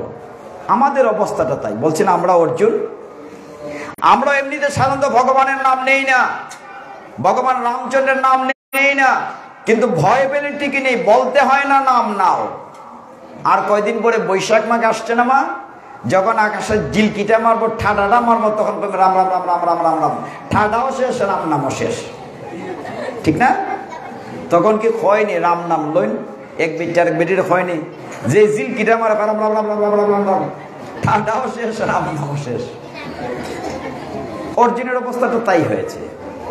বলছে করিষ্যে বচনাং তব, এখন তুমি যা করতে বলবে আমি তাই করব। ভগবান উত্তর দিয়েছেন, উত্তরটা আমাদের জন্য। মন দিয়ে শুনেন ভগবান কি বলেছেন। ভগবান বলছেন অর্জুনকে, যুদ্ধ চ মাম অনুস্মর, তুমি যুদ্ধ করো, আমাকে স্মরণ করো। যুদ্ধ মানে কুরুক্ষেত্রের যুদ্ধ নয়, সংসার যুদ্ধ। বলেন তো কে যুদ্ধে নাই? কালকে কিতাব বাজারাই তো ছেলে মেয়ের লেখাপড়ার যুদ্ধ, ভালো স্কুলে ইউনিভার্সিটিতে ভর্তির যুদ্ধ। যারা এবার ইন্টার পাস করেছে এখন গিয়ে দেখেন তারা গুম নাই ভালো জায়গায় ভর্তি হওয়ার জন্য। লেখাপড়া শেষ করলে চাকরির যুদ্ধ, চাকরির পরে সংসারের যুদ্ধ। মেয়েটা যে বিয়ে দিলাম শ্বশুর বাড়িতে কেমন আছে যুদ্ধ। কোথায় যুদ্ধ নাই বলেন? গীতা সিদ্ধান্ত কি দিয়েছেন, ভগবান কি বলেছেন? যুদ্ধ চ মাম অনুস্মর, তুমি যাই করো আমাকে স্মরণ করে করো। আমরা এটা মানি কয়জনে? ভগবান কিন্তু বলছেন কৃষ্ণ নাম নিয়ে তুমি কাজ করো, আমার নামটা নিয়ে শুরু করো। ওরা করে, আমরা করি না। আমি ইঙ্গিতে কিছু কথা বলি, সবকিছু খোলামেলা বলা যায় না। এই জায়গাটি মানি না বলে আমরা কষ্ট পাই। এই কথাটি ভগবান 2 বার বলেছেন, 8ম অধ্যায়ে বলেছেন, যুদ্ধ চ মা মনুষ্মর, তুমি যুদ্ধ করো আমাকে স্মরণ রেখে। অর্জুন এইবার ভয় পেয়ে বলছে ঠিক আছে, এখন বলো কি করতে হবে। অর্জুনকে বলছেন তুমি সামনে কি দেখছো? এতক্ষণ তো বলছিলে রাজা, আত্মীয় স্বজন। তখন অর্জুন বলছে সামনে আমি কাউকে দেখছি না, শুধু কিছু আত্মা দেখছি, আমি কোনো দেহ দেখছি না। দেখেন জায়গায় আসছে কিনা। তারপরে 12শ অধ্যায় ভক্তি যুগ, 13শ অধ্যায় ক্ষেত্রজ্ঞ যুগ, তারপরে হয়তো পুরুষোত্তম যুগ, অভ্যাস যুগ, তারপরে হয়তো গুণত্রয় বিভাগ যুগ, তারপরে দেবাসুর সম্পদ বিভাগ যুগ, তারপরে আছে শ্রদ্ধাতয় বিভাগ যুগ, তারপরে মোক্ষ যুগ। আমরা একটু শর্ট করি, অন্য একটা কাহিনী বলবো। আমরা 17 অধ্যায়ে নাম কি যেন, শ্রদ্ধাত্রয় বিভাগ যুগ। আমি মনে নাই মহাসংকীর্তন মন্দিরে সুখের সূত্র বলে গিয়েছিলাম কিনা। বলেছিলাম কি সুখের সূত্র? তাহলে এখানে বলার দরকার নাই। ভগবানকে পক্ষে নেওয়ার জন্য একটি শ্লোক 2 বার ভগবান বলেছেন। কি অদ্ভুত না? আমরা যখন ছাত্র ছিলাম মাস্টার বাবু, যে প্রশ্নটা ভেরি ইম্পর্টেন্ট আমরা ডাবল স্টার দিতাম, ভেরি ভেরি ইম্পর্টেন্ট। ভগবান একটি শ্লোক গীতায় 2 বার বলেছেন। তার মানে কি এই শ্লোকটা খুব ইম্পর্টেন্ট, গুরুত্বপূর্ণ। নবম অধ্যায়ে একটা শ্লোক ছেড়ে আসছিলাম, 34 নম্বর, মনে আছে আপনাদের? 18 অধ্যায়ে তিনি 65 শ্লোকে একই কথা বলেছেন। আমরা যে প্রশ্ন নিয়ে এখানে বসছিলাম, কি করে ভগবানকে পক্ষে পাবো তার উত্তর দেয়া আছে। ভগবান কি বলছেন, খুব মন দিয়ে শ্লোকটি শুনেন। ভগবান বলছেন, মন মনা ভব মদে ভক্ত মদ ইয়াজি মামে নমস্কুরু মামেব সত্যমেতে প্রতি জানে প্রিয় মে। অর্থ কি? ভগবান বলছেন মন মনা ভব, মানে তুমি আমার কথা ভাবো। কার কথা ভাবতে বলছেন? ভগবানের কথা। ভগবান বলছেন মন মনা ভব, মদ ভক্ত, আমার ভক্ত হও। মদ যাজি, যাজি মানে যাজনা, পূজা করা, আমার পূজা করো। মাম নমস্কুরু, আমাকে নমস্কার করো। তাহলে সত্যি প্রতিজ্ঞা করে কথা দিচ্ছি তুমি আমাকে পক্ষে পাবে। সহজ না কথাটা? না সহজ না। এটার পিছনে একটা ছোট্ট কথা বাদ দিছি। শ্লোকের শেষে বলা আছে প্রিয় সিমে। কি বলা আছে? প্রিয় সিমে। অর্থাৎ ভগবান বলছেন যেহেতু তুমি আমার প্রিয় হে অর্জুন, তার মানে ভগবান বলছেন তুমি আমার কথা ভাবো, মন মনা ভব, মদ ভক্ত, আমার ভক্ত হও, আমার পূজা করো, আমাকে ভগবান কিন্তু কোথাও বলেন নাই গীতায় অমুক ঠাকুর তমুক ঠাকুর অমুকের পূজা করো। চৈতন্য মহাপ্রভু গতকালকে বলছিলাম ওনার জীবনী থেকে, মহাপ্রভু এসে ওই 3টি কথাই বলেছেন। তিনি তার পার্শ্বদ নিত্যানন্দ হরিদাস ঠাকুরকে কি নির্দেশ দিয়েছিলেন? মহাপ্রভু বলেছিলেন, শোনো শোনো নিত্যানন্দ, শোনো হরিদাস, সর্বত্র মূর আজ্ঞা, মাই অর্ডার, সর্বত্র মূর আজ্ঞা করহ প্রকাশ, প্রতি ঘরে ঘরে গিয়ে করো এই ভিক্ষা, বল কৃষ্ণ ভজ কৃষ্ণ কর কৃষ্ণ শিক্ষা। মহাপ্রভু তো বলেন নাই এটা করো সে, তিনিও বলছেন বলো কৃষ্ণ ভজ কৃষ্ণ কর কৃষ্ণ শিক্ষা। এইভাবে ভগবান বলছেন আমাকে পেতে গেলে তুমি আমার প্রিয় হতে হবে। উত্তরটি সহজ করে বলি, সংসারের সকলেই সমান প্রিয় হয় না। হয় কি বাবু? হয় না। একটা ঘরে যদি 2-3 জন ছেলে মেয়ে থাকে, সব সন্তান কি মা বাবার কাছে সমান প্রিয় হয়? একটা ঘরে যদি 2-3 বৌমা থাকে, সব বৌমা কি শ্বশুর শাশুড়ির কাছে সমান প্রিয় হয়? গীতা কিন্তু আমার জীবনের কথা বলে। ভগবান বলছেন প্রিয় হলে তুমি আমাকে পক্ষে পাবে, আর পক্ষে পেলে ওই 5টা জিনিস পাবে। ভগবানের প্রিয় হতে গেলে ওই সংসারের শিক্ষা, যে ছেলে মেয়ে মা বাবার মন জুগায়ে চলে সেবা করে সেই তো প্রিয় হয়। যে বৌমারা শ্বশুর শাশুড়িকে নিজের পিতামাতার মতো শ্রদ্ধা করে সেবা করে তারাই তো প্রিয় হয়। ভগবান তাই গীতায় বলেছেন যে আমার প্রিয় হবে তার জন্য আমি প্রতিজ্ঞা করে কথা দিচ্ছি, সে আমাকে পক্ষে পাবে, আর পক্ষে পেলে আমরা শ্রী বিজয় লক্ষ্মী সম্পদ পাবো। এখন আপনার কথার উত্তর দেই। এই যে বৃদ্ধাশ্রমের কথা বলা হয়েছে, পত্রিকায় সেদিন নিউজ এসছে, আপনারা দেখেছেন, কিংবা ইউটিউবে নিউজটা ছিল। একজন অনেক বড় লোক পরবর্তীতে সারা জীবন কষ্ট করে তার দুটো ছেলে এবং একটি মেয়েকে পড়াশোনা করেছেন। ছেলে একটা ডাক্তার, একটা ইঞ্জিনিয়ার হয়েছে, একটি ছেলে দেশে আছে আর একটি ছেলে বিদেশে থাকে। মেয়েটিকে অন্যত্র বিয়ে দিয়েছেন বিদেশির কাছে। তিনি যখন মারা গেলেন, দেশের ছেলেটিকে বললেন যে বাবা, তাকে সংবাদ দেওয়া যে তোমার বাবা মারা গিয়েছে, আসো, কীর্তানুষ্ঠান করতে হবে, দাহ করতে হবে। ছেলেটি উত্তর দিল, আমি ওখানে আমার বউকে নিয়ে একটু বাইরে বেড়াতে গিয়েছি, আসতে পারবো না, তোমরা চালিয়ে নাও। বিদেশে যে ছেলেটি ছিল তাকে খবর দেওয়া হলো। ছেলেটি বলল, আমি তো ছুটি পাই নাই, বাবাকে দেখতে আসতে পারবো না। আর মেয়েটি তো দেশেই নাই। পাড়া প্রতিবেশী মিলে ওই বাবাটির দাহ কার্য শেষ করলেন। এরকম বহু সংবাদ টেলিভিশনে পত্রিকায় আসে। যে রক্ত জল করা টাকা দিয়ে ছেলে মেয়েকে মানুষ করা হয়, সেই ছেলে মেয়েরা যখন বাবাকে মাকে বৃদ্ধাশ্রমে রেখে আসে, তার চেয়ে অপরাধ কি হতে পারে? এইটাই গীতায় বলা হচ্ছে, তুমি কখনোই ভগবানের প্রিয় হতে পারো না। কলিযুগের লক্ষণটা তাই। আপনি শুনলে অবাক হবেন, শাস্ত্রে আছে, যখন যুধিষ্ঠির মহারাজ রাজা হয়েছেন, যুদ্ধ যখন শেষ হয়ে গিয়েছে, ভগবানের কাছে জিজ্ঞাসা করেছিলেন সামনে কলিযুগ আসবে, তার লক্ষণ কি, কেমন করে জীবন যাপন হবে, কেমন করে রাজ্য শাসন হবে। ভগবান বলছেন, তোমরা 4 ভাই 4 দিকে যাও, গিয়ে যা দেখবে সে আমাকে বলবে, তোমরাই উত্তর পেয়ে যাবে। হে ভক্তগণ, যুধিষ্ঠির, ভীম, অর্জুন, নকুল 4 দিকে 4 জন গেলেন। একজন গিয়ে দেখলেন, মনে রাখবেন কথাগুলো, মনে রাখবেন, একজন গিয়ে দেখলেন এক ভাই একটি গাভী সদ্য একটি বাছুর হয়েছে, বাচ্চাটিকে গাভীটি জিহ্বা দিয়ে লেহন করছে। তাই করে না, বাছুরকে আদর করে জিহ্বা দিয়ে লেহন করতে করতে বাছুরের গায়ের ছাল উঠে গেছে, রক্ত উঠে গেছে, তবু আদর করছে। আরেকটি জায়গায় গিয়ে একটি ছেলে দেখলো, ভীম দেখলো যে একটি জগ থেকে 4টি গ্লাসে জল ঢালা হয়েছে, গ্লাসগুলো পূর্ণ হয়েছে। গ্লাস থেকে যখন আবার জগে ঢালা হয়েছে, জগ ভরে নাই। আরেকটি জায়গায় গিয়ে দেখলো আরেকটি ভাই 5টা কুয়া আছে, 4টা চারদিকের কুয়াতে পূর্ণ, মধ্যের কুয়া শূন্য, জল নাই। আরেক ভাই গিয়ে দেখলো পাহাড় থেকে বড় একটি পাথর গড়গড়িয়ে পড়ছে, এই বোধহয় উপরে পড়ে যাবে দেখছে, কিন্তু পড়তে পড়তে নিচে এসে ছোট্ট একটি গাছের ডালে আটকা পড়ে গেছে। ও 5 ভাই 5 দিকে গিয়েছে। আরেক ভাই দেখলো একটা বাগান, একটি ক্ষেত, একটি ধানের ক্ষেতে বেড়া দেওয়া হয়েছে, গরু ছাগল যাতে না ঢুকে, দেখলো বেড়া ধান খেতেছে।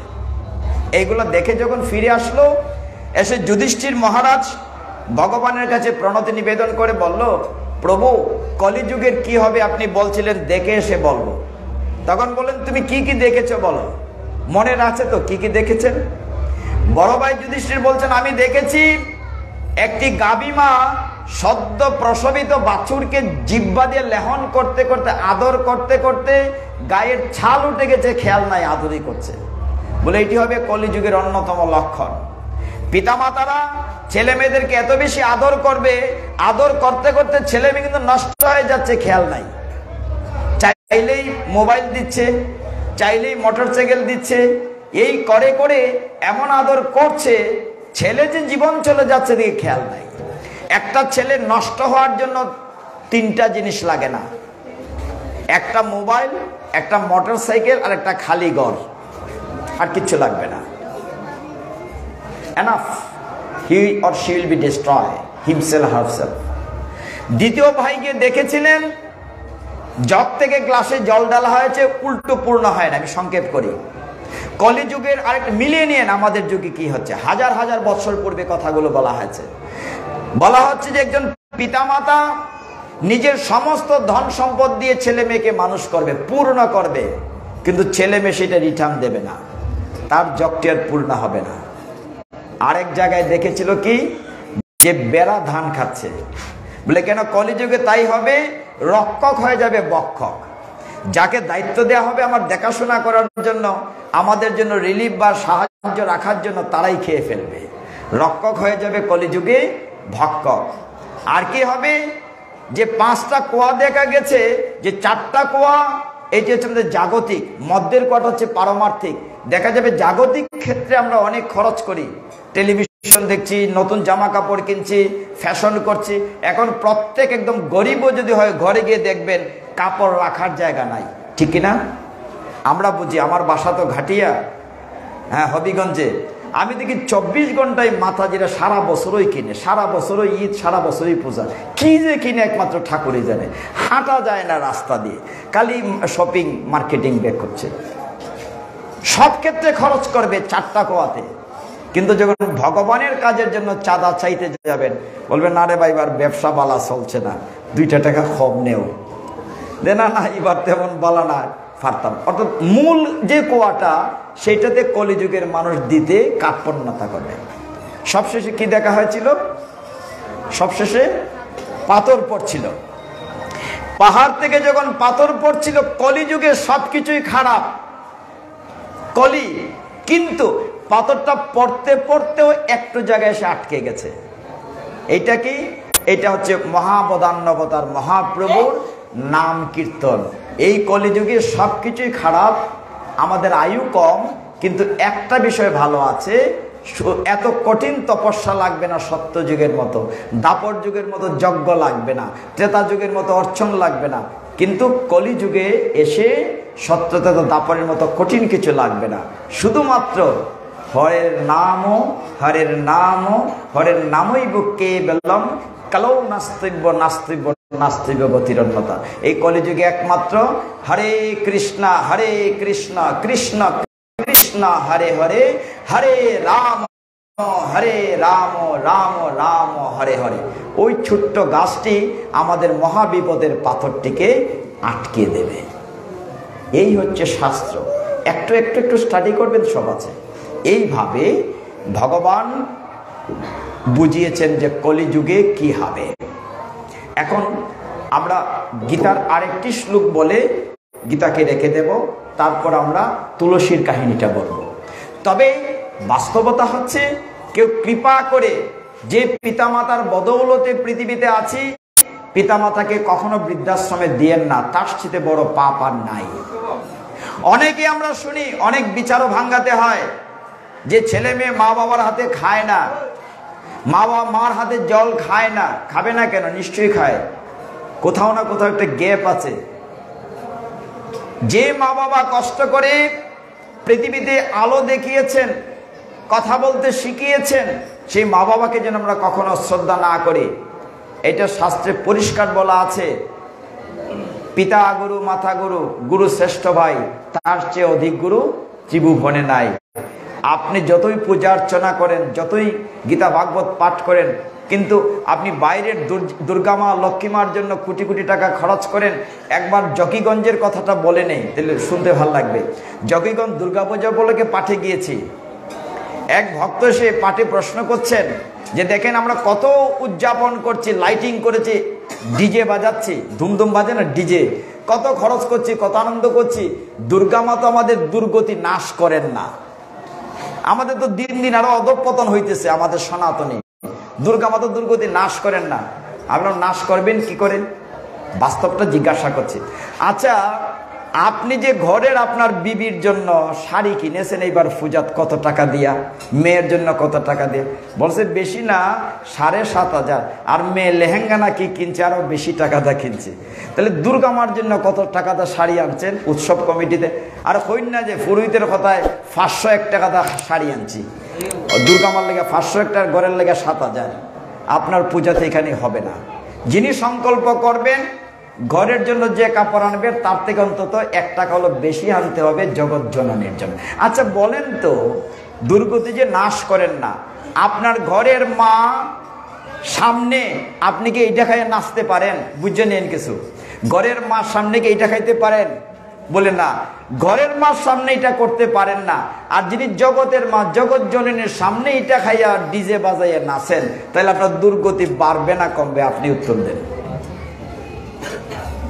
আপনি নিজেকে প্রশ্ন করেন না। আমি দুর্গা পূজা, লক্ষ্মী পূজায় কি করি? লক্ষ্মী আপনার ঘরে ঢুকে না কেন? আপনি তো সুন্দর করে আগর আগর না আরক কয়, ওই যে সাদা সাদা চরণ চিহ্ন দেন, আরক আরক, আমি সব বর্ণ উল্টাই নিয়েছি। আগর আরক মায়েরা সুন্দর করে লক্ষ্মী দেবের চরণ চিহ্ন দেন, লক্ষ্মী দিয়ে ফারাদা ফারাদা গরু ঢুকে যেতেছে কেন? কই না মানে এত কষ্ট করে চরণ চিহ্ন লক্ষ্মী দিয়ে আমরা গরু আইন না। আর লক্ষ্মী কেমনে ঘরে ঢুকবে লক্ষ্মী পূজার দিন? আমরাই তো ঘরে ঢুকতে পারি না। অলিতে গলিতে ঠাস ঠাস করে বম ফুটায় বড় বড়। আর সারা বছর যেমন তেমন ইদিন অখাদ্য কুখাদ্য খায়, দুর্গন্ধের নাকটি বাঁধা ঘর ঢুকতাম পারি না, বম টাস টুস ঢুকতাম পারি না। লক্ষ্মী কেমনে ঢুকবো? আমার কথাই বাদ দেন, বাস্তব কিনা? লক্ষ্মী পূজার দিনে এক হাতে লক্ষ্মী মূর্তি আর এক হাতে ইয়ে ঠ্যাং, বুঝে নেন, লইয়া ঠাকুর ঘরে ঢুকতেছি, এই ঘরে লক্ষ্মী মা ঢুকবো? ঢুকবো নি? লক্ষ্মী পূজায় নিষেধ শব্দ দূষণ।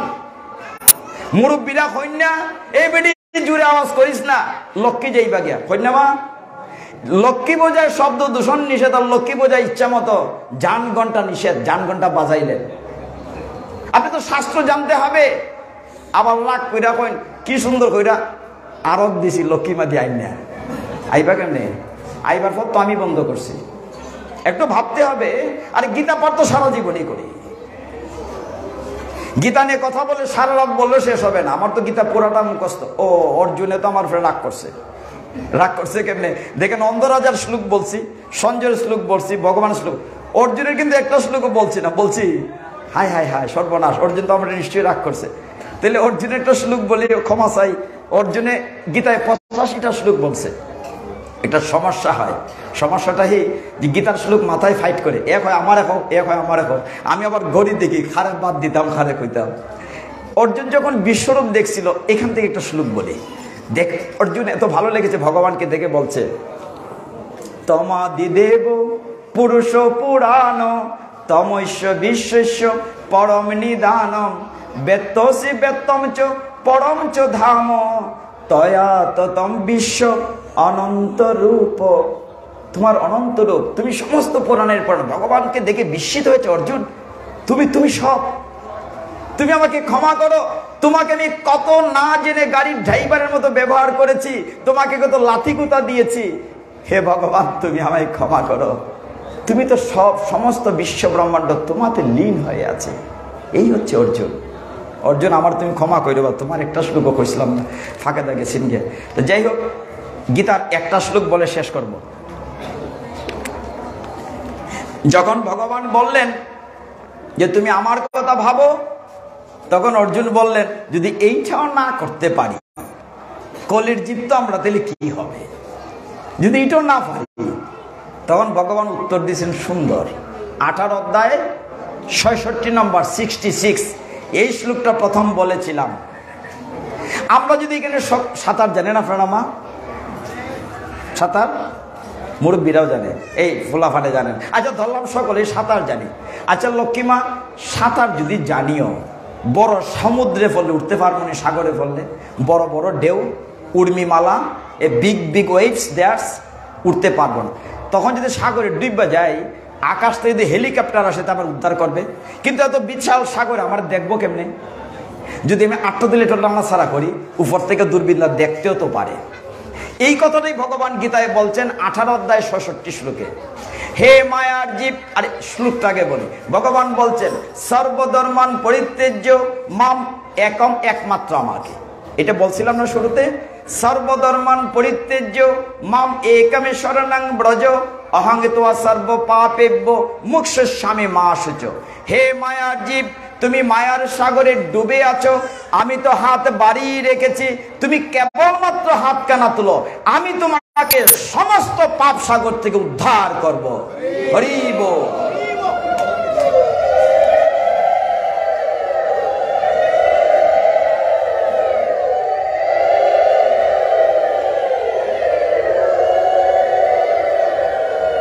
কৃপালু ভগবান। ভগবান বলছে তুমি খালি 8টা তোলো, আমি তোমাকে এই ভবসাগর থেকে উদ্ধার করবো। এবার 8টাও যদি না তুলি তো দোষ কি ভগবানের না আমার? একটু ভেবে দেখি না গীতায় ভগবান কি বলছেন। এই শ্লোকের শেষে বলছেন মা সূচো ডন্ট ওয়ারি। মা সূচো মানে কোনো দুশ্চিন্তা করো না।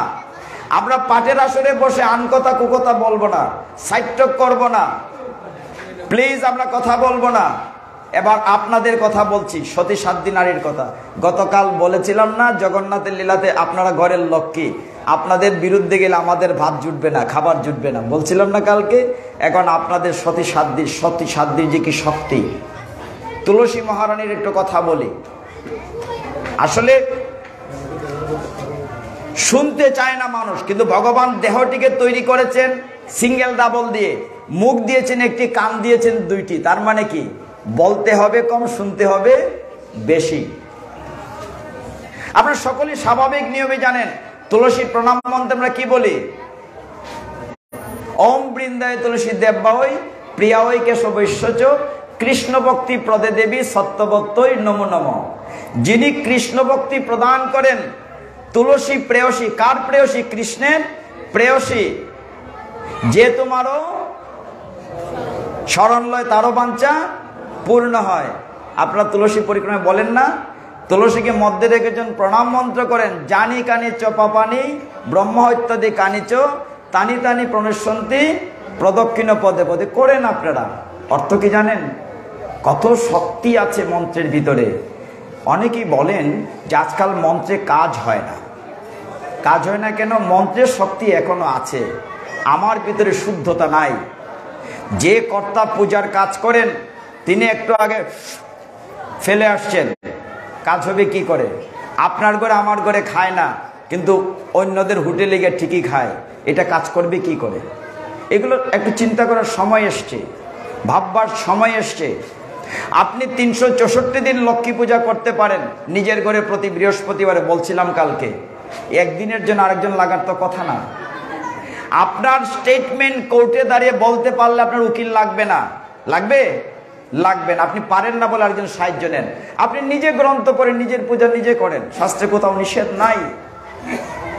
সেই তুলসীকে সাথে নিয়ে একটু মন দিয়ে শুনি, এটা গল্প ভালো লাগবে শুনতে। তুলসী মহারানীর কাহিনীটি আমাদের ঢুকতে ঢুকতে এক ভক্ত বলেন, আমি চিনি না ঠিক, বললেন শোনার জন্য। আমরা তো ভক্তের কথা রাখি, লাভ হবে আপনাদের। শাস্ত্র বলছে, এই মা কথা না বলি, আমি দেখছি কিন্তু সবাইকে, আমরা সাইড করব না, কথা না বলি, যদি অন্যের বিরক্ত যাতে না হয়। সেদিন বলছিলাম চাতলপাড় একটা জায়গা আছে না মেঘনা নদীর তীরে, চাতলপাড় গেছিলাম পাটে, এই কথাটা এখানে বলছিলাম। চাতলপাড় প্রচন্ড কুয়াশা, মাঘ মাসে একদম কুয়াশা, বৃষ্টির মতো পড়ছে, 10-15 হাজার ভক্ত হবে। ওই কোণা থেকে একজন মাতাজি, ওই কোণাতে কথা হচ্ছে, ওই জায়গাটাতে, ওই কোণা থেকে একজন মাতাজি কি করছেন, তার হয়তো ঘুম পেয়েছে, তিনি বাড়ি চলে যাবেন। ওই কোণা থেকে বলছেন, হ্যাঁ হ্যাঁ কমলার মা, হ্যাঁ, মানে নিজে তো যাইব কমলার মারে লইয়া যাইব, যে যাক আমার আপত্তি নাই। আবার ওই মাতাজি আমার দিকে তাকাচ্ছেন, পাঠকে দেখছে কিনা, তাকাচ্ছে, হ্যাঁ হ্যাঁ কমলার মা, হ্যাঁ। আমি বললাম কমলার মারে থইয়া যাও, তুমি যাও, যাও, অসুবিধা নাই। তা আপনাদের অনুরোধ করছি, যার ভালো না লাগে চুপচাপ উঠে যাবেন, অন্যের বিরক্ত করবেন না। আগামী বছর আমরা অনেকেই পৃথিবীতে থাকবো না, এখানে আজকে যারা আছে আগামী বছর থাকবো না, এইটি জীবনের শেষ হতে পারে, এটা মাথায় রাখতে হবে। এই কথাগুলো দ্বিতীয়বার আমিও বলবো না, অন্যজন তার সাথে সুন্দর করে বলতে পারবে, কিন্তু এই কথাগুলো বলবে না, কিছু ডিফারেন্স থাকবে। আপনারা খেয়াল করেছেন প্রতিটি শ্লোক আমি অধ্যায় নাম্বার বলে বলে বলেছি, রেফারেন্স দিয়ে, মন গড়া কোনো কথা না। আমাদের 18টি পুরাণের মধ্যে অন্যতম হচ্ছে ব্রহ্মবৈবর্ত পুরাণ। যারা নিয়মিত পুরাণ পড়েন, ব্রহ্মবৈবর্ত পুরাণের কয়েকটি খণ্ড আছে, প্রকৃতি খণ্ড, গণপতি খণ্ড, কৃষ্ণ জন্ম খণ্ড। প্রকৃতি খণ্ডের 13 অধ্যায় থেকে 23 অধ্যায় পর্যন্ত তুলসীর জীবনী, অনেক লম্বা। আমি 10 মিনিট থেকে 12 মিনিটে শেষ করব। দিবেন 10 মিনিট সময়?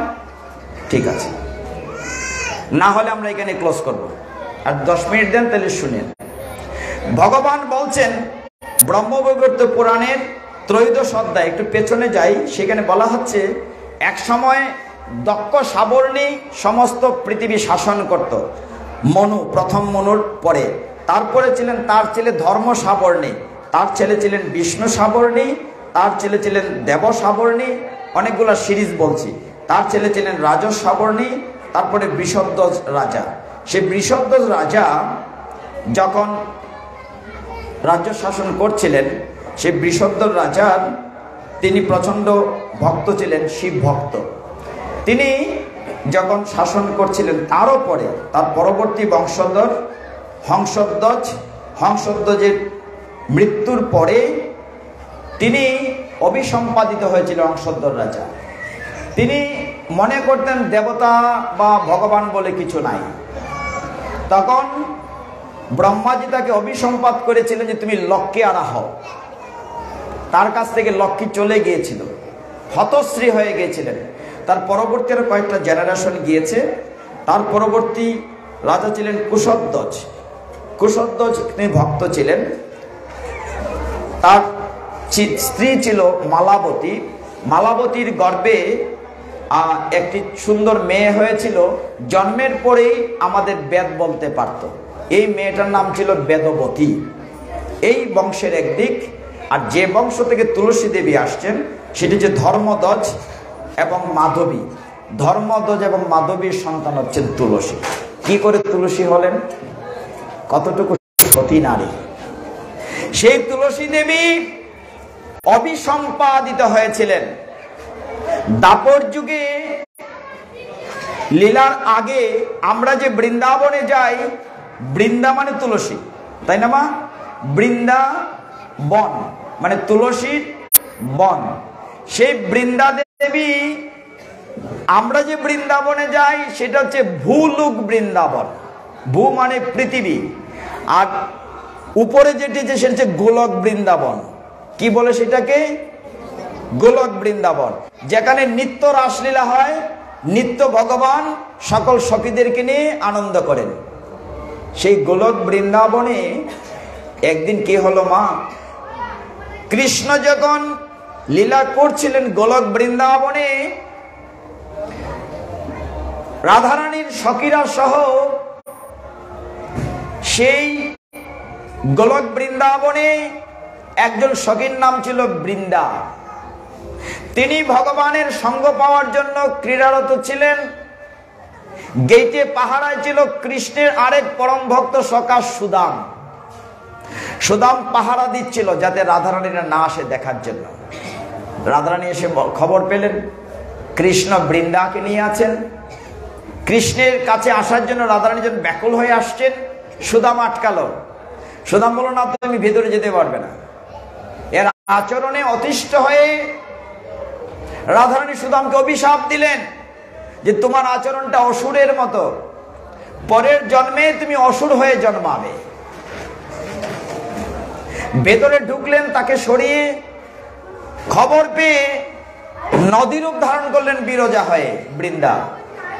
রাধারানী ঠিকই বুঝতে পারলেন কৃষ্ণ বিরহ কাতর হলেন। বললেন, বৃন্দা, আমি তোকে অভিসম্পাদ করছি, গোলক বৃন্দাবন থেকে তুই মনুষ্য রূপে মানুষ হয়ে জন্ম নে। তখন বৃন্দা কাঁদতে লাগলেন। হে ভক্তগণ, যখন কান্নাকাটি করলেন তখন শ্রীকৃষ্ণ বললেন বৃন্দাকে, তুমি আমাকে পাবে, তবে যেহেতু রাধারানী তোমাকে অভিশাপ দিয়েছে, তুমি মানুষ রূপে যাবে পৃথিবীতে।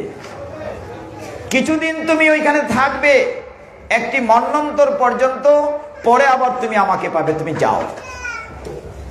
সেই বৃন্দা দেবী জন্ম নিলেন ধর্মধ্বজ এবং মাধবীর গর্ভে। জন্মের পরেই বৃন্দা দেবী ঘরে থাকলেন না। এত সুন্দর কাঁচা সোনার মতো ব্রহ্মবৈবর্ত পুরাণে ওই মেয়েটির বিবরণ দেওয়া হয়েছে 4 পৃষ্ঠা। আমি খুব সংক্ষেপে বলছি। এত সুন্দরী জন্ম নিল তুলসী, এত সুন্দরী, সবাই দেখতে আসে কাঁচা সোনার মতো। কিন্তু মেয়েটি ঘরে থাকলো না, তপস্যার জন্য গভীর বনে চলে গেল। একটাই প্রার্থনা, হে নারায়ণ, হে কৃষ্ণ, আমি তোমাকে পতিরূপে পেতে চাই। কি চাইলো? ভগবানকে পতিরূপে। তপস্যা করছে ব্রহ্মার, প্রচন্ড তপস্যা। এক পায়ের আঙ্গুলের উপরে দাঁড়িয়ে বৃন্দা মানে তুলসী তপস্যা করছে ভগবানকে পতিরূপে পাওয়ার জন্য। 1-2 বৎসর না, 100-1000 না, 1,00,000 বৎসর তার তপস্যার বর্ণনা দেয়া আছে কয়েক পৃষ্ঠা। বলা হচ্ছে যে প্রথম 10,000 বৎসর শুধু ফল খেয়ে কাটালেন, পরে 20,000 বৎসর শুধু পচা পাতা খেলেন, পরে 40,000 বৎসর শুধুমাত্র বাতাস খেলেন। এইভাবে তপস্যা করছেন এক পায়ের উপর দাঁড়িয়ে, ওম ব্রহ্মায় নমঃ, ব্রহ্মায় নমঃ। ব্রহ্মার থাকতে পারলেন না। ব্রহ্মা তার সামনে আবির্ভূত হলেন। আবির্ভূত হয়ে বলেন, তুমি কি বর চাও? আমি তোমার সাধনায় খুশি হয়েছি। বললেন যে আমি একটি বর চাই, ভগবান নারায়ণকে যেন আমি পতিরূপে পেতে পারি। ব্রহ্মা বলেন, তথাস্তু, তবে একটু অপেক্ষা করতে হবে। ওই বনে, ওই রাজ্যে সুদাম অভিশপ্ত হয়ে অসুর কুলে জন্ম নিয়েছে শঙ্খচূড় নামে। কি নাম?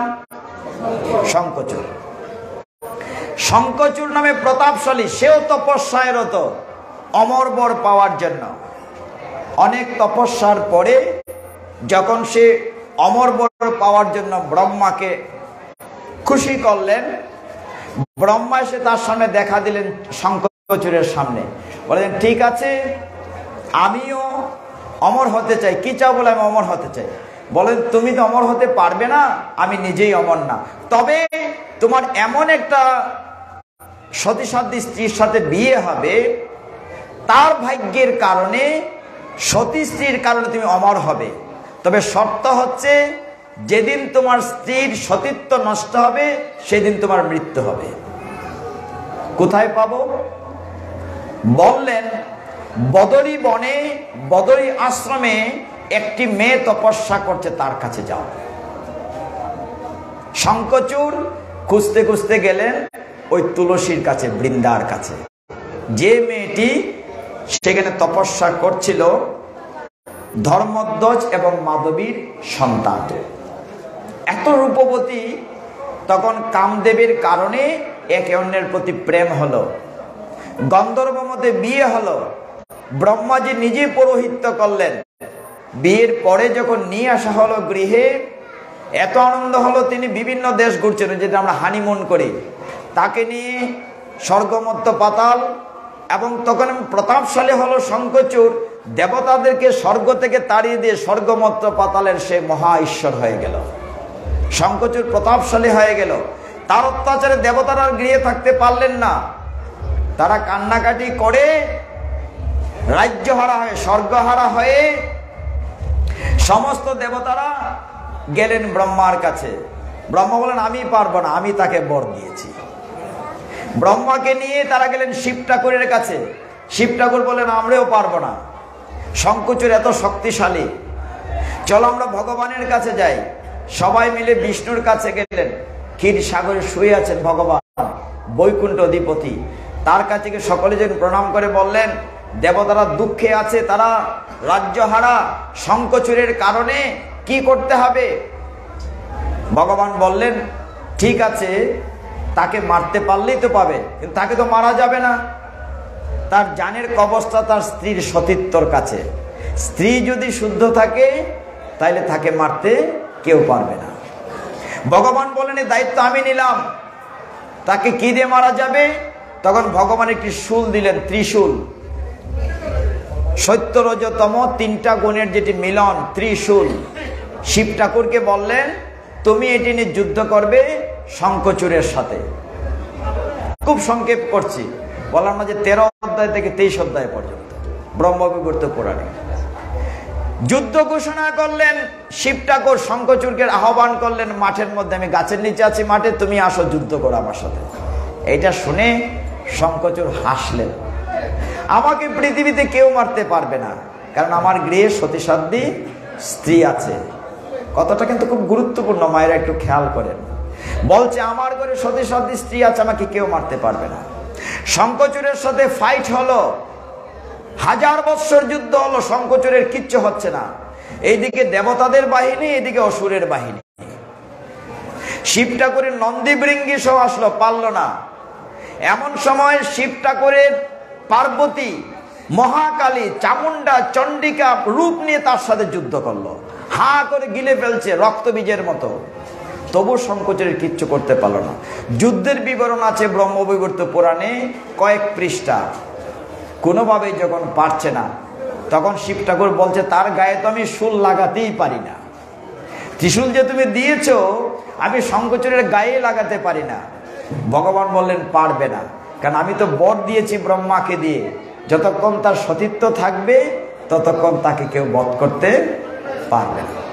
ভগবান নারায়ণ তখন ছলনা করলেন, তিনি শঙ্খচূড়ের দেহ ধারণ করলেন। দেহ ধারণ করলে সাথে কিছু লোকজন নিয়ে জয়ধ্বনি করতে করতে রাজ্যে ঢুকলেন। বুঝাতে চাইলেন যুদ্ধ শেষ হয়েছে, আমি যুদ্ধে জয় লাভ করেছি, জয় মহারাজ শঙ্খচূড়ের জয়।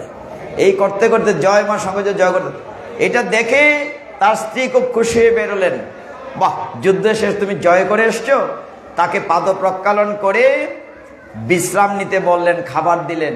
বিশ্রামের পরে যখন স্বামী স্ত্রীর মতো সময় কাটালেন, এমন সময় ওইদিকে দেবাদিদেব মহাদেব শিব ঠাকুর যেই ত্রিশূল মারলেন, শঙ্খচূড়ের বুক বেদ করে পিঠ দিয়ে বেরিয়ে গেল। যুদ্ধক্ষেত্রে সে মারা গেল।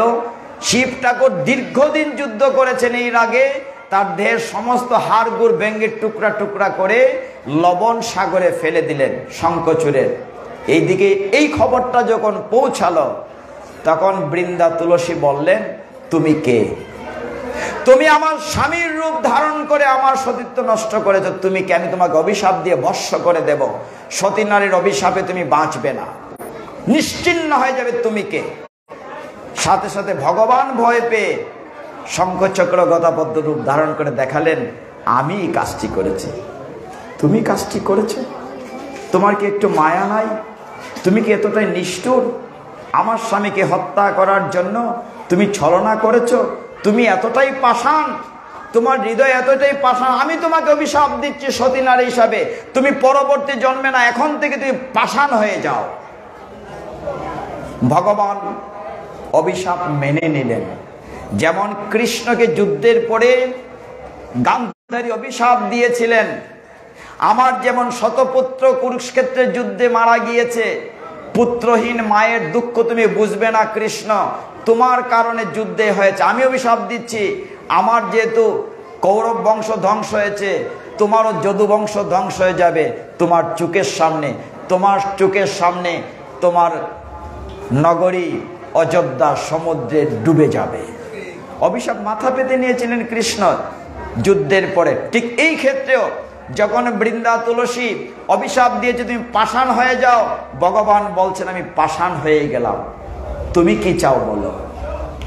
তখন তুলসী বললেন, আমি একমাত্র তোমাকে পতিরূপে পেতে চাই, আমি এই জীবন এখন দেহ ছেড়ে দেব, আমার যেহেতু স্বামী নাই, মারা গেছে, আমি এই দেহ রাখবো না। তখন ভগবান খুশি হয়ে বললেন, হে সতী নারী, আমি তোমাকে আশীর্বাদ দিচ্ছি, বর দিচ্ছি, তুমি আমি এক, আমাকে পতিরূপে পাবে, তুমি আমি ছাড়া চলবে না সারা পৃথিবী বিশ্ব। আমি যেহেতু পাষাণ হব, তুমি দেহটা হবে গণ্ডকী নদী। কি নদী বলেছি? গণ্ডকী নদী। আর তোমার কেশ থেকে বৃক্ষের জন্ম হবে, সেইটি হবে তুলসী বৃক্ষ। তুলসী মহারানী কি, বৃন্দা দেবী কি, সেই দেহটি থেকে গণ্ডকী নদী হলো। আর ওই যে শঙ্খচূড়ের দেহটা ভেঙ্গে লবণ সাগরে ফেলে দিয়ে হয়েছিল, শঙ্খচূড়ের দেহ থেকে শঙ্খের জন্ম হয়েছে। যে শঙ্খের ফু না দিলে, শঙ্খের জল না দিলে সনাতনের কোনো পূজা হয় না। শঙ্খচূড় হয়েছে শঙ্খ, বৃন্দাদেবী গণ্ডকী নদী হয়েছেন, যে নদীতে শিলাখণ্ড, ওই যে শালগ্রাম শিলা, ভগবান শালগ্রাম শিলা হয়েছেন সতী নারীর অভিশাপে। আর শিলাতে তুলসী পত্র না দিলে শালগ্রাম শিলার পূজা হয় না। ভগবান বলছেন তুমি আমার সাথে থাকবে। শুধু তাই না, আমার কোনো পূজা অর্চনা তুলসী ছাড়া হবে না। আমার কোনো নিবেদন ভোগ তুলসী ছাড়া আমি গ্রহণ করব না। তুমি বৃন্দাবনে যাবে, আমি দাপর যুগে লীলা করতে আসব, শ্রীকৃষ্ণ হয়ে নন্দসুত হয়ে তোমার নামে বন হবে, সেই বনের নাম হবে বৃন্দাবন। আর তোমার বনে আমি সব সময় লীলা করব।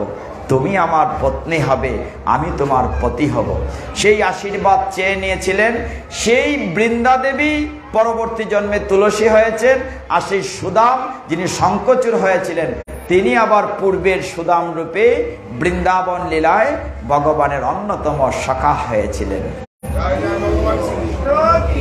জয় জয় জয় ভগবান শ্রীকৃষ্ণ কি, রাধা রানী কি, রাধা দামোদর কি, মহা মহোৎসব কি, সমবেত ভক্তবৃন্দ কি, গীতা ভাগবত পাঠ কি, জয় সীতানাথ প্রেমানন্দে। এইভাবে যেহেতু সময় কম, আমরা এখানে ক্লোজ করব। অধিবাস আছে, যদি আর কোনো বৎসর কৃষ্ণ বাঁচিয়ে রাখেন আবার দেখা হয়, তাহলে পরবর্তী কথা হবে।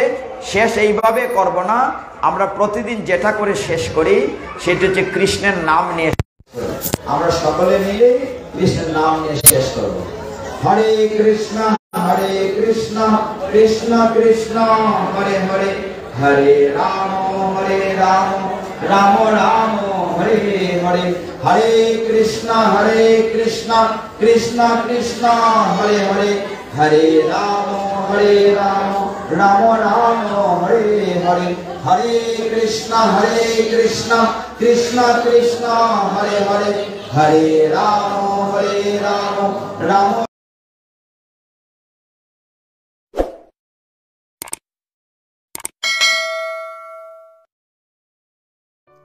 Subscribe to our YouTube channel.